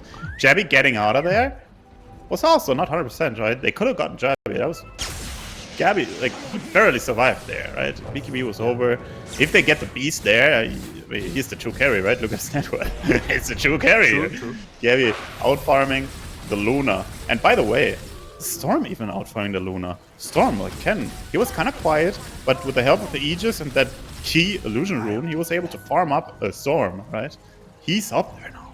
He's scaling. You know, he's juicy. one thing that I've noticed is that Palos doesn't really have a lot of space to farm, and I know that just sounds like a very basic standard statement, but yeah, like he's running around these camps, they're already farmed, he can't really go to a lane safely because he needs like Tusk or Jing to be standing around him. It's just not really safe for this Luna, and she hasn't. I mean, typically when you play a hero like Luna, you're sending your Manta from the edges of where you can, right? So you want to get it as deep as possible, but Palos can't really play much outside the perimeter of the safety of his base, so the farm's really getting quite limited here, and I just wonder, even though Gabby is, like we're joking around, Gabby is, okay, he's this big carry guy, but can you really win this game without the Luna? I mean, not without the Luna. I mean, she's up there, but yeah, like there's not much. Oh, Storm. Just jumping in on Ken. That's a kill. Ken, that's a beast, dominating with the DD rune. And honestly, their rune control is impeccable. Ivory getting all those runes, right? If you look at the rune stats, Yoe hasn't gotten that many runes recently, has he? Yeah, I feel like even in the early game, Ken was doing a good job making sure those were controlled. Maybe 1 or 2 arcane runes going the way of the Queen of Pain, from my memory. Exactly, in the early game he had them, but now, oh, look at this, go on. Just popping that ult. Yeah. Splitting the illusions up, one side by side, one on the high ground to give you vision and continue beating away. Exactly. Whoa, Yoe! What? Wait. Huh? What? Okay. You underestimated the damage. He just underestimated the damage. I guess we have a game 3 then. What? Yeah. I mean, if you're gonna play like that, was that a misclick? No, he was probably like, no way they're gonna kill me in 6 seconds blink cooldown, right? Right? No, I don't know, but that's 2 sides, I'm so speechless. I literally have no clue what this man was thinking. Did he like get 4-staff in or something? No, he blinked, right? He blinked in. He was like, get me in there, chief. Oh my god. I mean, he's coming back in 10 seconds, but your racks are gone in 10 seconds, buddy. Like, Palos is taking back. Maybe they'll try and take a fight. It's taking a little while longer than they expected. Oh, that pit. Nice pit to hold them back. Wow, that's 2 sides basically. Let's go. Dude, game is blown wide open. Holy smokes. Arcane rune on top. Look at this, Ivory. They're still angling. They don't want to give up this area for free. Smoke up from Kukuys. Gabby, again, it's the same move. Gabby, Gabby on mid, 4 people behind him. They're gonna get the Arcane rune on Yoe probably. Yep, there it is. They're not gonna find anyone. Yeah, do they not know that Ivory is still in their triangle? Maybe they're just split triangling. This is a Yeah, they're just farming, I guess. They're like, up, let's go back to farming. Yeah. Smoke move out just... to farm. Yep. Maybe yep. they're trying to bait back a reaction to try and catch Yoei alone, and then they'll just collapse entirely. Maybe. But look at this. I think Ivory is just gonna take that range barracks. Like guys, there's still a range barracks. Let's take that. Nope. Nope. Range barracks taken. Easy. For free. Yeah. Oh, look at this under, by the way. Axe. He's getting axe. This axe is so juicy on Underlord, man. This axe is totally gonna change the team fights. There's so many pits on those team fights gonna be. It's nasty. Yeah. Like you get a pit of malice on your Fiend's Gate. I think in theory, it doesn't sound like when you read it on paper, you're like, oh, I only get an extra pit when I Fiend's Gate. Like, it's not very often that you're gonna get that benefit, but it ends up being such a problem in the team fights. Yes, it also increases so the radius. It also increases the radius, and it gives a pit on the entry point and on the exit point, right? So if you're in the team fight to begin with, you basically get 2 extra pits doing this. Right? Yeah, and not just that, he went for the level 15 talent where the pit slows by 25%. So I think the way pit works is if you get rooted once, you should have enough movement speed to get out before the second proc. But with the slow, you actually get the second proc. So that's really, really significant. Yeah, like this axe, it got nerfed, but I think it's still insanely good. Slightly under the radar, but it's solid as hell. Another smoke move out from Kukuys. Oh, this Still could trying be. to find a target. Oh, Rupido! Roar! It's very tanky, but not tanky buy. enough. We'll just get No melted buy. down. Yes, no buy actually. This could be the team fight. Yeah, I mean, not really like the team fight, but more like maybe Kukuys just take the tier 1 and get into Roche for free. Yeah, I mean, right? It's not the team fight, but Ivory is dodging it, or are they not? They're kind of on the fence. And Underlord, not gonna lie, quite low leveled. He will be ready to go soon. I don't know whether they have time for it though. The Roche is dropping so fast. Reflection. Oh, that reflection is dirty as. Yeah, it's work. very, very nice. I think The Lunar push out. Glaive just bouncing back on them. They might just have bought enough time for the Underlord to rejoin the Nah, fight. he's ready. He's ready. Look at the Grims. He's already getting the angle. Grims. Oh! Are you serious? Finding 2 for now doesn't result in anything, forcing the BKB pop from Ken to keep the chase going. Jing is gonna go down on the Skyref Mage. Underlord coming in as well. There's the pit. And Gabby popping the BKB. They're trying to turn things around, but Gabby, he's losing too much HP. The drums they're beating, they're giving him HP, but it's not gonna be enough into the Skadi. Aizen will melt him down. And 3 members of Kukuys get taken out. Rapido does have to give up his life for it, but it is so worth it, because that means Aizen can get that Aegis for free. Dude. Man, Turtle is such a beast. 10-0, 300 CS. Not even a single death on this guy. He's beasting it up. Honestly, they gotta pay him more. He's Dude, carrying the... okay, honestly, how did Grims live? How did he just hookshot 2 people into a whole team? Dude, and he then like get jetpacked out? I He literally have no jetpacked clue. out. It was a classic drive-by situation. He got the shard from the tormentor they stole earlier. And just hookshot in there. Got the jetpack. Just said, "See ya, losers." Yeah, he's out. He's out. And now with the gem on the Storm Spirit, they should be able to continue blacking out the vision on the map, leaving Kukuys with very little options in terms of plays they can try and make. Late game bottom refill. They're pulling they're not pulling any punches, bro. Even doing the late game refill for the extra efficiency. Rupido pushing out that wave. And this is the last side of barracks, by the way. In case you didn't notice, they lost 2 sides earlier. This is the last side. Butterfly on Terrorblade. This Metamorphosis is going to be on cooldown for another 30 seconds. But they got no issue. Just waiting. You're just going to chill and wait here. Yeah, I feel like both these games so far have been decided on a very crucial mid laner death, and for this game, it's not Ken, it's Yoei deciding to blink. Like, what are we? Oh my god, it's true. One time Ken, now Yoei. No, you're 100% right there.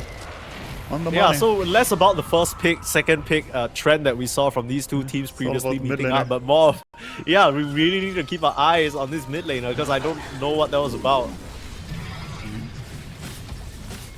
Okay, Illusion Rune on Ken. Let's see. Is TB pumping out that meta now? Storm slowly but surely connecting. Yeah, meta turned on. Pugna ward used.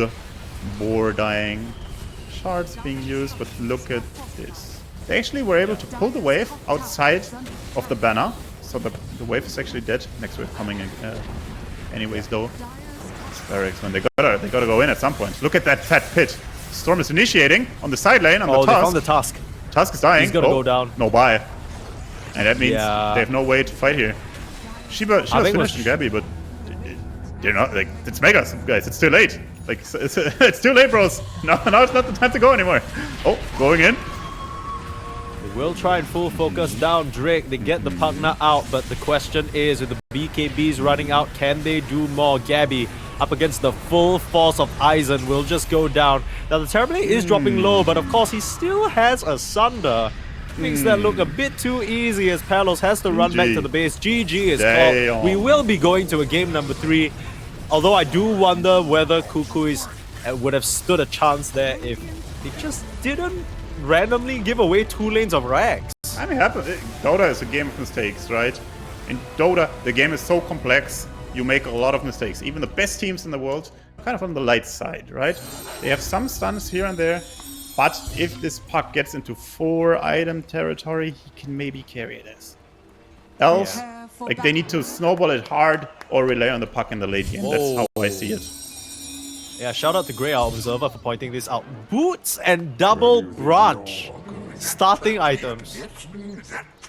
The classic? Wait, is he just selling it? I think he's just selling it, or is he actually using it? Wait, let me see. Wait, no, he is. How would he sell it? Oh, you can buy it to run out faster, then put it on and then the get your courier to pick it up. Exactly, but he's not doing it. But by the time we saw it, he was at the tier 1 tower. Damn. Okay, this is crazy. Impale. Yeah. Abeng. Looks like a first blood about to happen. Abeng, unfortunately, wrong side of the woods there. Aizen, this is really messy. It's a nice barrel strike through for the Sand King, but now he's stuck in no man's land. He's dead. He is deceased. Okay. Well, 2 early kills for Ivory. That is certainly going to help them out. You like their draft on Kukuys, but if this is how the early game goes, if he 2 kills before the game even starts. What's the Ken status? Okay. So Ken did not get the kills. This is good. Because if Ken gets the kills on mid lane, then the sniper is really unhappy, right? The sniper really... He needs to dominate the lane, right?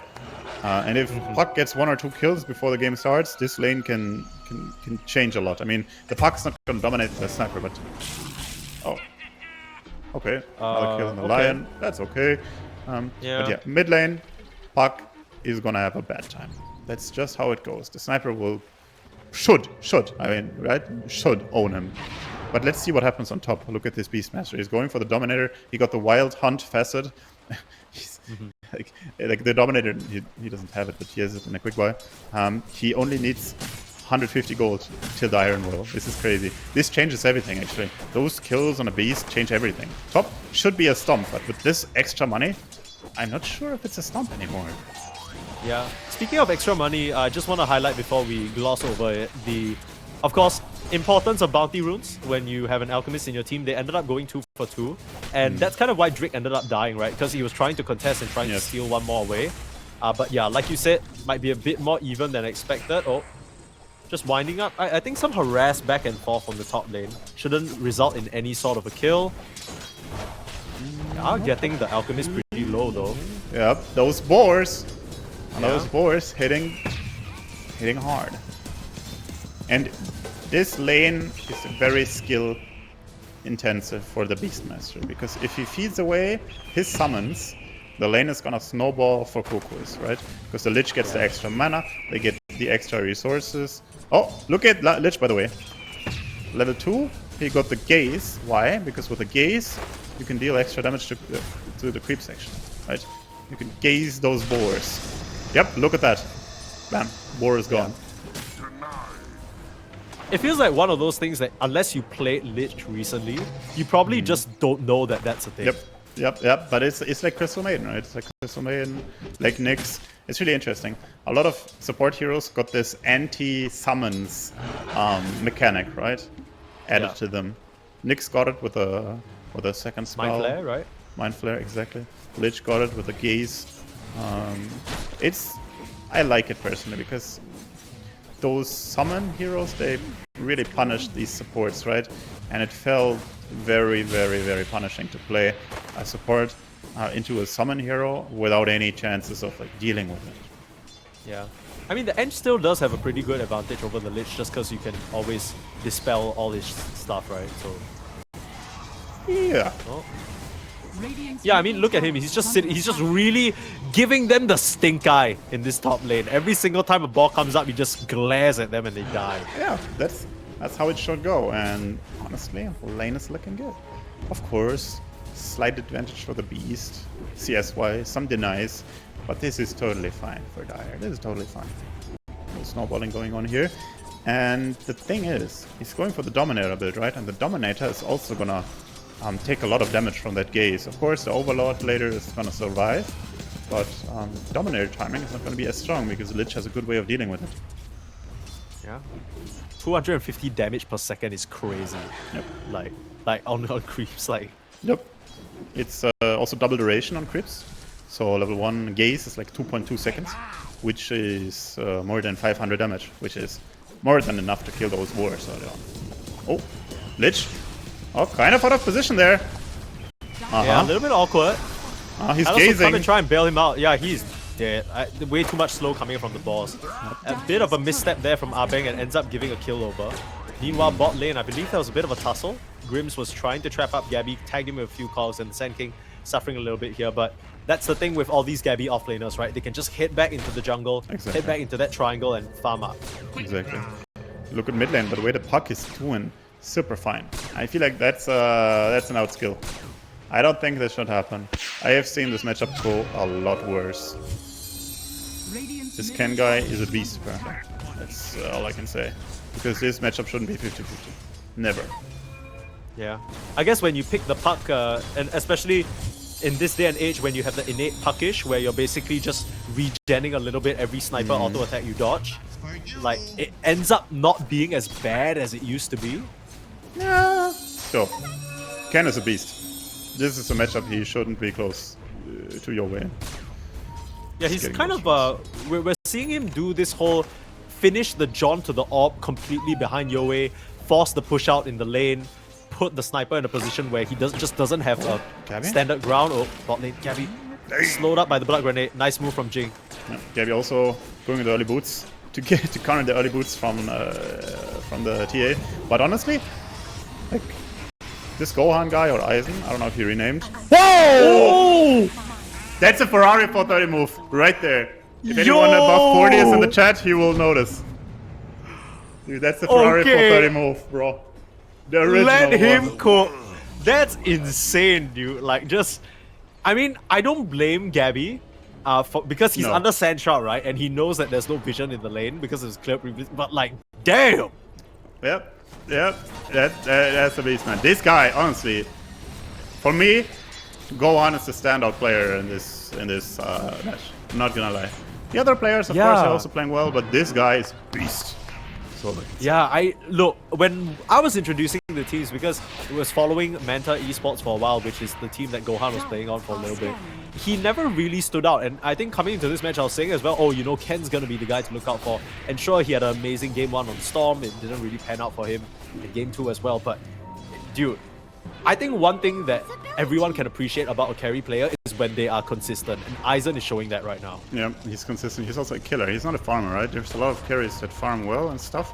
This guy's a killer, bro. He's going in. He's a shark. If he sees blood, he's going for it.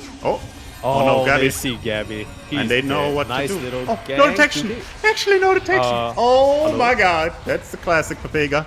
That's the classic Papega. Whoopsie. Why? Yo, any dust buyers or what? Like, No, okay, wait, no, it's fine. Grims is poor. Top lane. Yoe trying to mirror the rotation. The Shrapnels will be able to gun down the Beastmaster from the top. The question is whether he can get out of this. There should be an unstable concoction winding up. Bam, punches out. Oh, he kind of. Yeah, I don't. I don't know whether it would have had to be some insane juking because the Alt still has a Quelling Blade and Phase Boots, but still. 2 kills nicely done from the side of Kukuys to get action happening. They do lose Gabby though, so similarly, or at least, sorry, on the opposite end of the previous 2 games that we saw, Gabby was the heavy focus in terms of priority for Kukuys. And this time So round, funny. they're kind of sacking him a little bit. Yeah, it's funny. It's actually like some on-the-fly adaptation. On the other hand, Ivory, they know who to focus. They're like, okay, we gotta take Gabby. This guy is the real carry. If we focus on him, we'll have a good time. And he is suffering. Look at this. I mean, the Rubik took a lot of CS actually, so it's not as bad, but still, like only 28 CS. He's not having a great time. I mean, there's some stacks, I think, but stacks don't seem to be as big as before, like in game 2. Yeah, I do think it's not the end of the world. Obviously, the Sanking can recovery farm, but then the amount of moves that you can make as a back as a result of his blink will be a bit slower. I also wonder whether Gabby is going to go for media build as we see her hex up in the mid lane. Nice raw, rotate over from the Beastmaster, should be going down on the sniper. No, big stick, trying to turn things around. The shrapnel down, using the frost shield's physical resistance. It's not going to bail him out though. It's a haste rune on Rapido means that they can keep this chase going, but Gabby winding up at Epicenter, catching the Beastmaster and getting the kill. They do end up losing their support Lich though. But here comes Palos ready to fight. Wants to punch away at Drake. Oh, the courier bait. It is enough. Damn. False point a little bit. Drake stands there trying to get the courier, but the lift, doesn't disable him for enough time. Only level 1 on that telekinesis. Yo, And did Ken I will just narrowly be able to jaunt away. did I just see Gabby participate before it bought 2 items? Dude. No, it was a beast move by him, not gonna lie. Yeah. That was a big kill, man. If they don't get the beast there, game pretty hard, but now they get the beast. They even get the lion, even use the alchemist. A lot of good moves coming out from Kukuys. They're ready to play in game 3. Yeah. I think I can't really blame Yoei for dying there in the mid lane as well, because they've just literally got a haste rune on the beast and closed the distance way faster than they expected. But Exactly. yeah, the sniper's still doing very well, working his way towards the Dragonlance, and should, once he has that, be able to start sieging. My big question is, I was wondering whether Gabby would go for the blink first, but that's a bit too difficult to scale from, so he's just going to focus on getting the Bloodstone. Yep. He is farming those stacks. 3 stack this was. Just easy, but look at this TA though, man. This TA. He's beasting it up. I mean, let's check the net worth. CS ways he's the boss. Carlos attacking. Self-stunning actually. It's 4 people actually. It's actually 4 people. Rupido kind of dodging 4-man gang, wasting a lot of time. Look at this net worth wise. It's kind of the reverse, right? To game 2 and game 1, where it was Gohan on place 1 and 3 heroes from Kukuys. Now it's Palos on the 1, and 3 heroes from Ivory, right? So the farm priorities kind of changed in this one. Yeah, it's quite interesting that they tried for that move. It was a bit awkward in terms of, you're kind of banking on the fact that Rupido just is not paying attention to the map or anything, because it felt so telegraphed. But the TA closing in on the Desolator.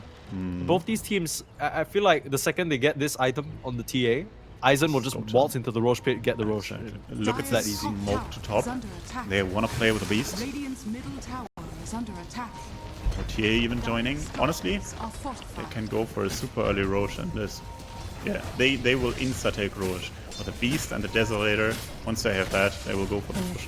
First they take this tower. Oh, there's a go. Deep on the tier 2. Puck is deep. He is dying. Holy moly, he died. Yeah, I don't know what that was about. Very far away from the rest of their team, and I guess even if they did want to go and take Roche now, they can't anymore because they just randomly gave away 2 kills. No, it's slightly too early, right? I think they just got greedy. They smoked and they just got greedy. That's just it. But look at this elk. He's actually a beast. Finished the Radiance. Gonna go with the Saint Shinyasha. Interestingly enough, no Blink Dagger. He's going with the Saint Shinyasha first. So a slightly different approach, right? He doesn't want to be the guy to blink in and stun people. He wants to be the guy that walks in and can live through an initiation a bit better with the extra strength, the extra status rise. Yeah, that makes sense. I think right now what I see from Ivory is that they're the ones hungry to blink in and start a fight. And if Kukuys can kind of stick their formation and stand their ground, actually they can potentially turn the fight. So don't mind this too much. It's still early in the game though. It might feel a bit later just because of how much action there has been going on. Ivory doing very well for themselves. This should be the TA's Deso flying out very soon once she cleans up this ancient stack she's dealing with. Yep. Roche time. Beastmaster. Exactly. Beastmaster is also close to that Helm of the Overlord. That's gonna be the big timing. Overlord, Desolator, Roche is falling, and then the towers should also start to fall. Because that's how this lineup is constructed. Oh, top lane, the Rubik? Nice, fine. He's kind of being haunted by those animals, but he can just jaunt out with the Stolen Puck spell. He's Gucci. Grims this time. Yeah, he's kind of like not as flashy as game 1. Oh, there's some small initiation there. Catch Grims wandering around in their jungle, trying to put sentries down to clear out vision. Dude. He's kind of chilling this game. By the way, 2 points in the battery and 4 points in the cog section. And this is not super non-standard, but it's quite a cute adaptation in this game. Get the max points in the cogs. Well, what exactly is he adapting for, you think? Is he just not really expecting to be using the battery assault too much? Exactly. I think against Sand King plus Alk, it's hard to stay in the front line, right? It's hard to stay there and use the battery assault. That's why he just wants to max the cogs, put down those cogs to get the zone control, and then shoot them in even. Look at the smoke. Beastmaster with the Overlord. Pumping damage into the tower. Puck also pumping that damage. Yeah, I mean, Kukuys are in no position to defend this, so this is just kind of like a... It's one of those things that feels like it was gonna happen sooner or later, right? And you don't really want to lose a fight for no reason around that tower. Exactly. The upside is that it was the 40-minute mark, so at least while they were mid, Kukuys are able to secure their own Wisdom Rune, so they don't lose out on that track. Exactly. Like, this is a move Ivory could have also attempted. They could have tried to go for the Wisdom Rune, but they didn't. They were not in time. So yeah, Kukuys, they can still get that XP Rune. And actually, look at this. Triple smoke. Double support and the L. Rubik breaks. Self-stun. Drake. It is a bit awkward. Hookshot is there. Cogs are there. Dream Coil on the Elk. I don't know whether they can follow up. They're gonna try. He's silenced up. He's silenced up. He got Chemical Rage! Oh, the miss! He gets the Chemical Rage off! Oh He's my God. fine! Yep. He's gonna try and fight the round. Here comes stun. Gabby, ready to stun up onto Ken. Impale is gonna miss. They get the kill onto Grims, who's a bit too far forward. And Aizen has to try and run away. No way, Palos. How does he get out of that one with that lucky miss? Thanks to the Radiance. Stun. Buyback! They need some detection. They buy back on Grims. They want to win this fight, but Aizen goes down. Is it worth it? The sniper peeping away. Rupido shouts at them, but not the right target to stop Yowie from attacking. The last shot will get Yowie a double kill. This is big. This is so big. Oh my goodness. The Elk lives there is insane.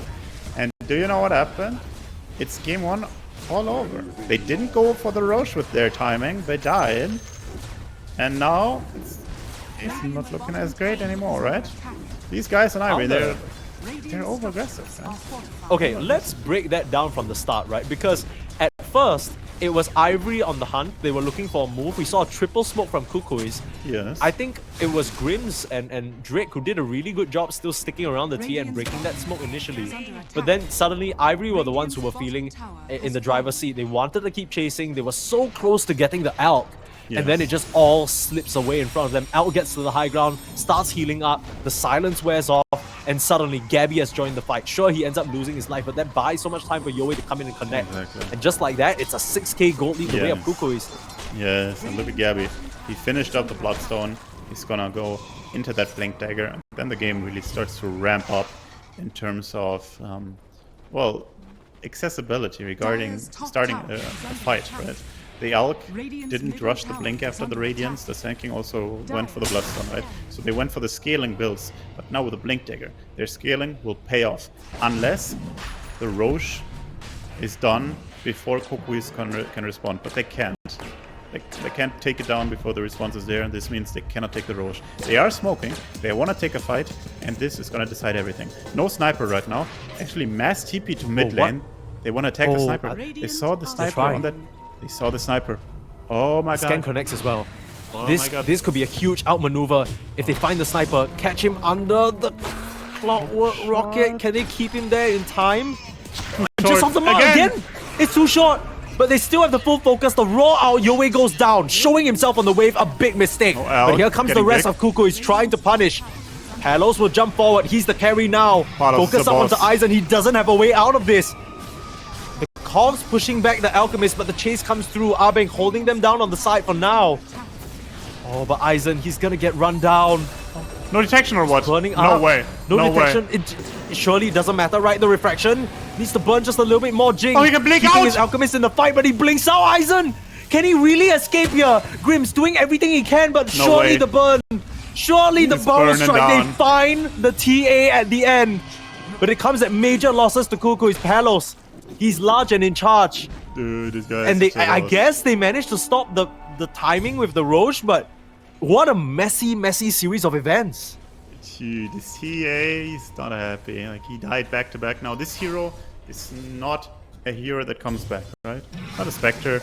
It's not like one of these ultra late game carries. TA is a timing hero. He wants to take Roche. He wants to snowball. But this is not happening right now. I mean, there is something to be said for maybe late game when TA gets like 5-6 slaughtered, and then maybe you can stack up to the Alchemist, because like we said, at the end of the day, the Alchemist is also a timing hero, exactly, right? It's a hero that wanes later on in the game. Sure, you can get Aghanim Scepters for your team, but that's about the limit. Exactly. I I mean, mean, still, I get what you're saying though. The TA, it just feels like a hero that on the contract that you sign when you play it, it says you can't die more than 4 times in the early mid game. If not, your game is just over, right? And as much as we were complimenting Aizen on how consistent he is, it's you know, I don't even think his deaths are his fault. It's just his team are trying to make moves, and yeah, exactly. It's not like he's feeding somewhere. It's just a team fight, and he's getting taken out. But now, actually, Roche getting taken out, and this is important. They absolutely need to do this to have any chance. But the key player in the team fight is going to be the Lich and the Puck, right? The Puck has to kill the Lich, so the Lich cannot save Kukuys heroes from the TA, the heavy physical damage, right? So it's all going to be a cat and mouse. They want to attack someone, like Ivory want to attack someone on Kukuys, then wait for the ice armor or wait for the Lich to show, then burst the Lich, and then they can go back to killing all the other heroes. But the Lich is really the key player here in saving those people from that physical burst by the TA.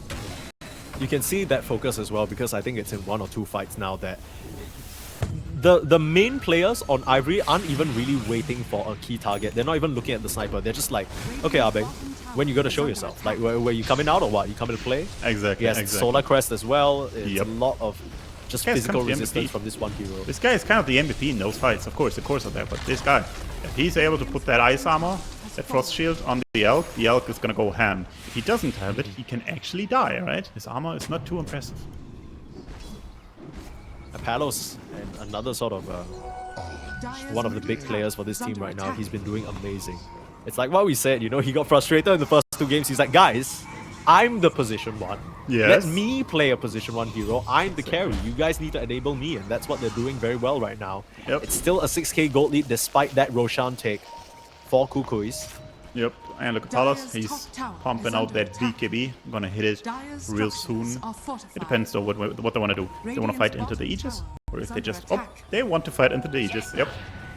No question. They want to fight, they're ready. They have quite a good angle going. Sniper is not there though, it's gonna be a 4 versus something fight. They want to take the Wisdom Rune. The TA! They are right on blink, time. no blink. They are right on time. Oh no my blink, God. no allies. You're just gonna go down, Aizen.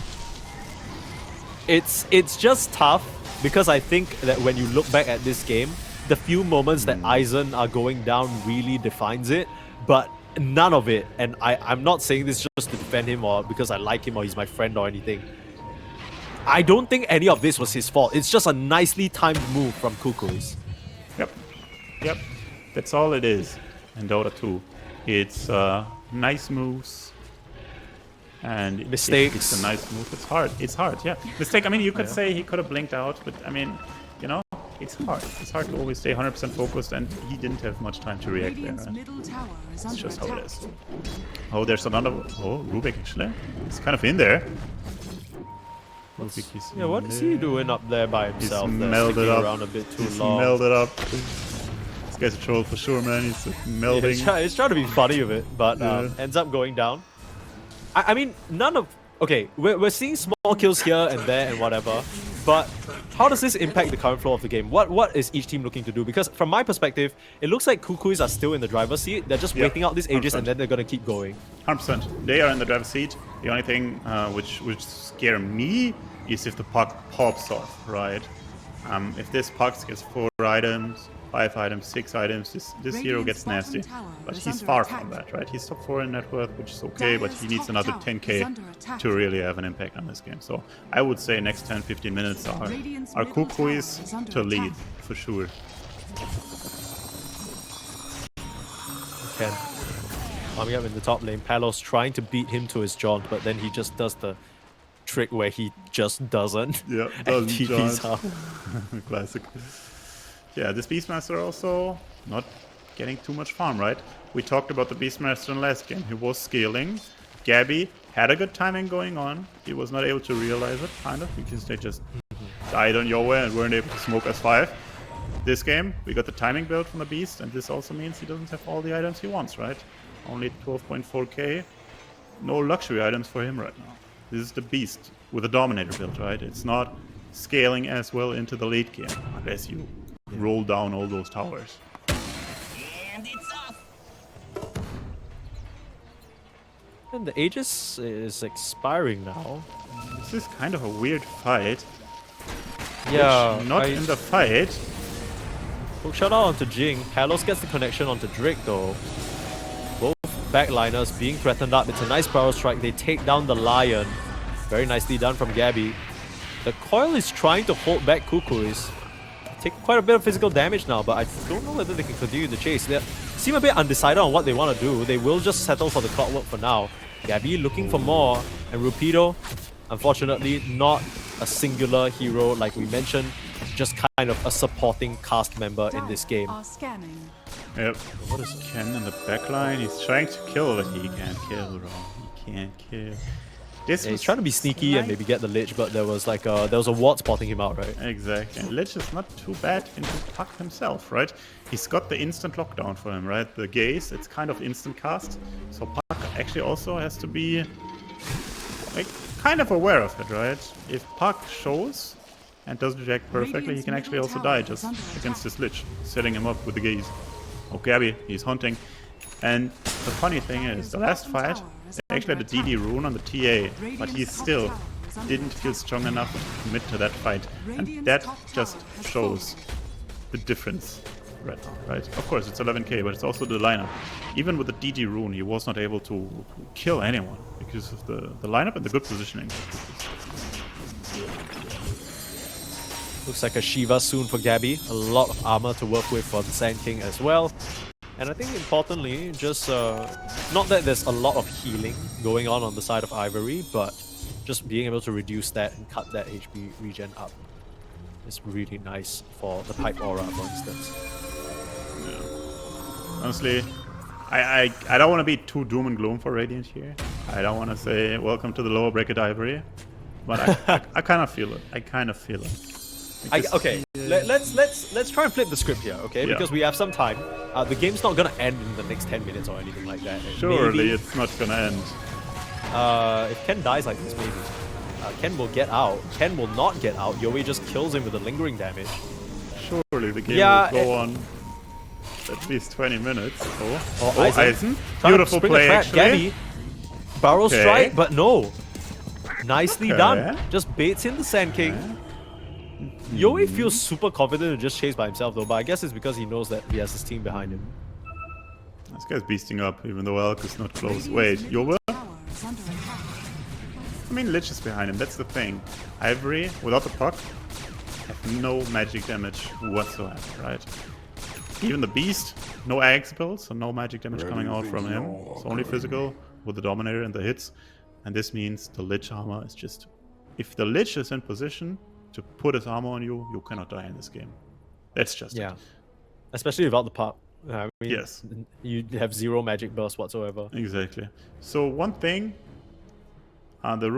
they can actually do is buy the nullifier on the TA, right? The nullifier on the TA is always king against Lich, right? He's 2 things that are dispellable. Solar Crest, Frost Shield, right? If they get the nullifier down, they can maybe start to bring down those heroes with the physical damage.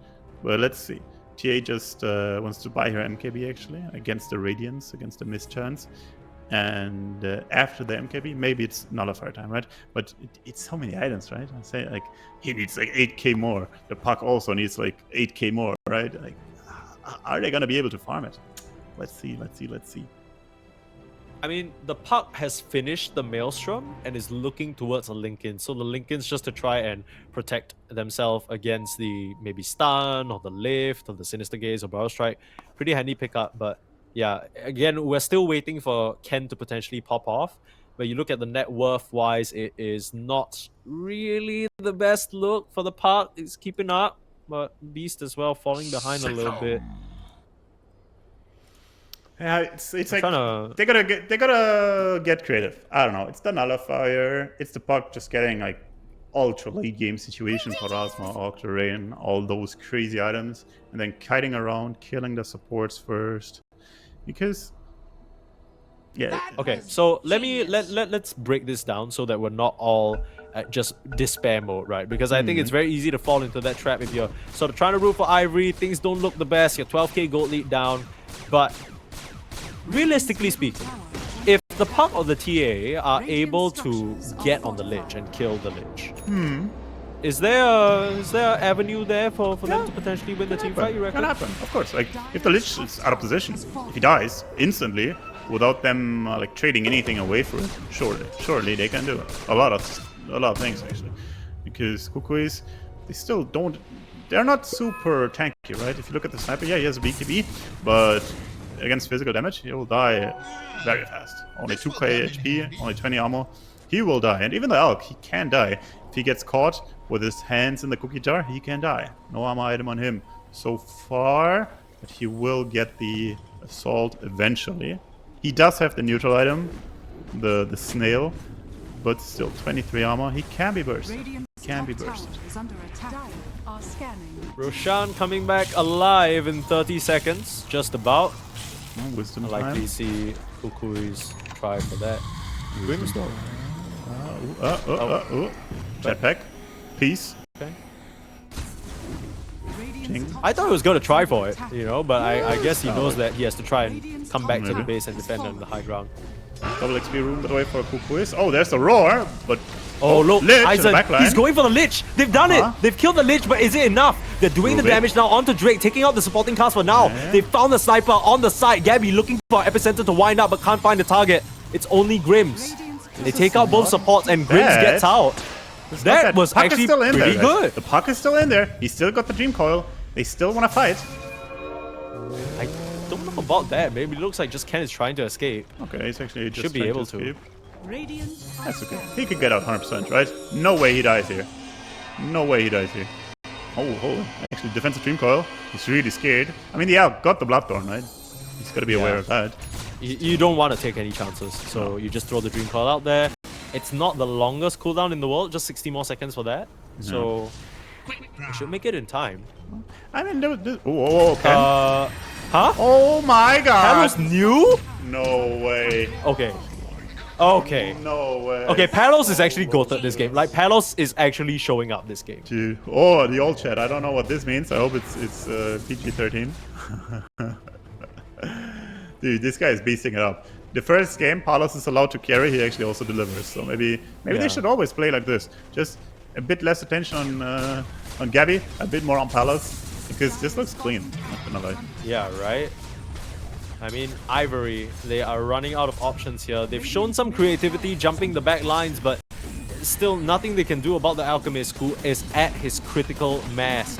Bloodthorn, BKB, SNY, Radiance, and the Blink. Yeah, Keep this beasting. going. Beasting it up Yeah, with I the see. Solar Crest, this attack speed, man. Look, Gabby is even. Yup, I'm also here. Let me stinger that creep wave. Those are my creeps, and then he's back to farming ancients. Yeah. This guy is hilarious, guys. Oh, up knees. Palos finishing the overwhelming blink, I believe. Flying out to him in the career. Yep, there we go. Oh, he's a beast in it. Another 500 HP, some strength, some AoE slow. Second cabin on the Rubik. Yeah, he's closing in on the Assault Curious and smoke though from Ivory. Most likely, last hurrah. Maybe they got one Feels more. that way. But if this doesn't work, man, I gotta prepare for the lower bracket for sure. Clock scouting the Roche. It's up. Ken is showing on mid lane. They are attacking without their puck. Attacking. Found Gabby.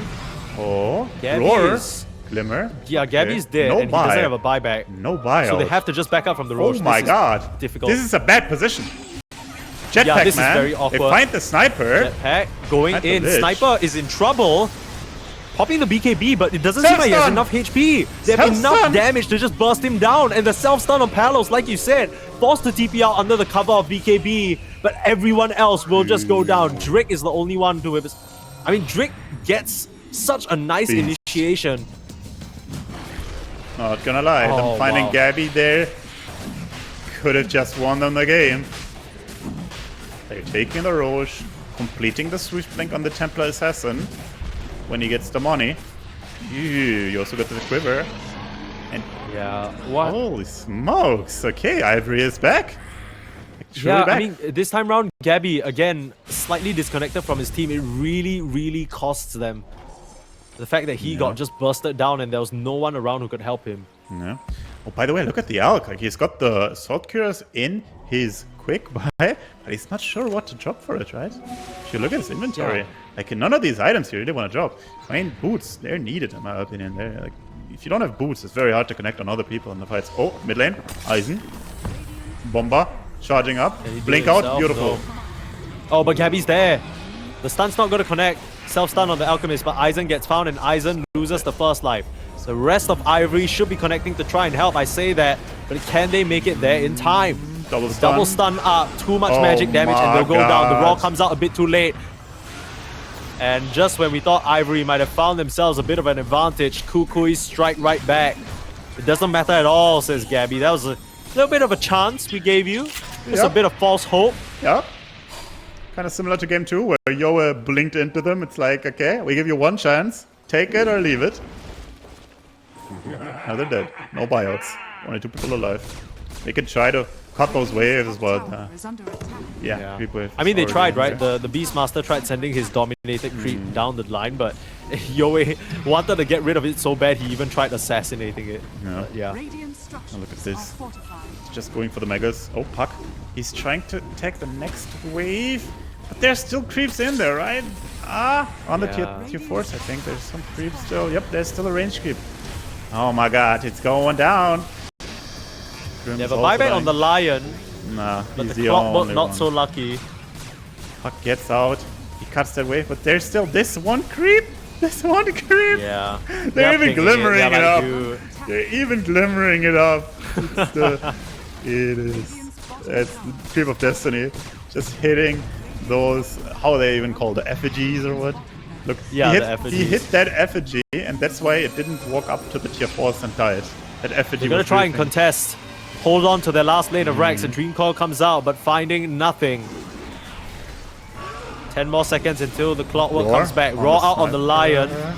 They don't manage to steal it, but the Sniper pops the BKB, concussive grenade, back out to safety. Epicenter finding Rupido in the tree line, and looks like Dead. the Beastmaster has gone a bit too far Dead. forward. Again, no buyback. The initiation doesn't work, and Palos cleans up the backline, chasing down on the TA. They might have minus armor, but the Alchemist has a full inventory.